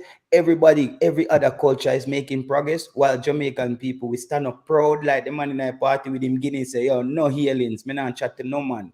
We got to move away from that, bro, because we're losing, bro. You see what I mean? We're losing, bro. You know, because I want to figure out how I could expand the channel where I could even tie in Scandinavian football. But the other day, guys, since I started my channel, I took a meeting the other day with the lady at the Jamaican concert in Denmark, and because I said to her, she's a very nice lady, and I was saying to her, why there's no collaboration with Jamaica and Scandinavia if Denmark is known for the top pharmaceutical countries in Europe when it comes on to just creating medicine and formulas. And Jamaica, look at our healthcare system. Um, we talk about Finland. Finland has the number one education system in the world, part of the Nordic, the Scandinavian alliance. Quantum computing, that's Finland. All these, there's no, and Jamaica has concept all over these places, but there is no collaboration. You see me I said? And she said to me, listen, there's a Jamaican lady living in the Faroe Islands. Remember, the Faroe Islands is another island close to like Iceland, but they're controlled by Denmark. If you're a citizen of Faroe Island and Ireland and Iceland, you're a citizen of Denmark. She said this Jamaican lady got mentally ill, bro, and she needed help, and and they were taking her kids, and she just need to get a passport and get out of the hospital, and they needed one paper sign from somebody in Jamaica in the government, the Minister of Affairs. She said it's almost 2 years. Nobody got back to her. You see me I say, bro? So it's just like we miss opportunities because we're so distracted battling each other. You see what I mean? Like it's like like a man just like brother, we over here so fight each other and a man can drop all $1 million and we no see it because we are thump off each other face. And that's why, like with the whole YouTube thing, bro, I'm just trying to figure out from the fans what we need to do to take the Jamaican space to a next level, to expand it to a next level. But as you know, bro, I don't want to keep you guys waiting too long. Jay Taylor, I'm always gonna set trends on YouTube because I come from a real place. Me say some things I'm wrong, 100%. The fans them say JT you're wrong, but me say some things will turn out to be exactly so. You see me I say? But however, now I have to be a bit more organized with the information. You see me? I have to be a bit more organized with the information because now that I'm on stream, I just can't come out and say anything anymore. Like I just can't even just come off with some of my own ideas. But I want you guys to remember and listen when I say it's my opinion or I am speculating or I think so. Because I'm on stream, it doesn't mean I can't think so anymore or I can't speculate about things. So Oh, let's just sorry to interrupt. pinpoint Just that. You one see more me? thing before I go. Yeah. Um, I noticed there's people in the space who have this mentality where they feel like certain people can't say anything. You started a thing recently, and I remember I was on a panel with you before, and you Mhm. disagreed with somebody, and a specific person showed up and was being really disrespectful. So it's like the reason why I'm saying this is don't back down when you speak the facts. Don't back down from anybody because some people feel as if they're the top and Yes. they're the only ones right. So that's pretty much what I'm saying. Yeah, and you're right, and that's what Mr. United is saying. No, I have to. That's why I said I have to shift a bit how I say things now. And now I more just want to have discussions, but I don't want to. The reason why I'm clearing these things up, people, and me and every YouTuber is good. I'm just saying that to you guys, but I'm just saying big up to JD. JD is the and me and JD fling my shit after each other because it was on JD show. Me and JD fling my shit at each other for about a year. But I just moved past that and I even went back and I said, JD, you didn't handle that correctly. And JD was even saying, yo, J Taylor, that's true. You know what I mean? I didn't look at it this way. And we move on from that. You see me? I say, but it's funny. I think because also that JD is in Europe too, he understands that, yo, bro, when we're over here, we're ourselves and we see how other people, even the Africans, we see how the Africans have teamed up. Bro, the biggest nightclubs here in Europe now, they have an Afrobeats party every weekend. Nobody don't want any dancehall or any reggae at their clubs, bro. It's like Jamaican events don't happen here anymore. You see what I mean? This cool factor from Jamaica, it's no longer here, bro. Because Jamaican people, I think we don't team up enough and put things together and utilize our different skills. You see me? I say we end up segregate ourselves. Though the individual abilities that we have, sometimes it makes us great, it still works against us when we work like that. But yo, thank you guys again and see you next time. Yes, I'm off tomorrow. Yeah, as you say, J Ross. Yeah, we don't believe in evolving. We believe that listen, me do it myself. And bro, they say if you want to get somewhere fast, you go by yourself. And if you want to go far, you team up with other people. But one of the quotes for the week, you see, one of the quotes, and every day we need to have a quote of the week, guys. You see what I say? We have a quote for the week. One of the things we're gonna do on the show is a quote for the week. I read something where it says, you see, if you argue with a fool, he's going to beat you with experience. Just remember that, guys. That's the quote of the week. If you argue with a fool, he's going to beat you with experience. Just remember that because he's an experienced fool. So you're going to have to be a better idiot to win that argument, and you're not going to beat him. Experience, he's going to beat you with experience. So that's going to be the quote of the week. We're going to have a quote of the week every week, something that can either inspire someone or something that can just make someone look at life from a different perspective. So thank you again, guys, and see you next time. Until then, peace.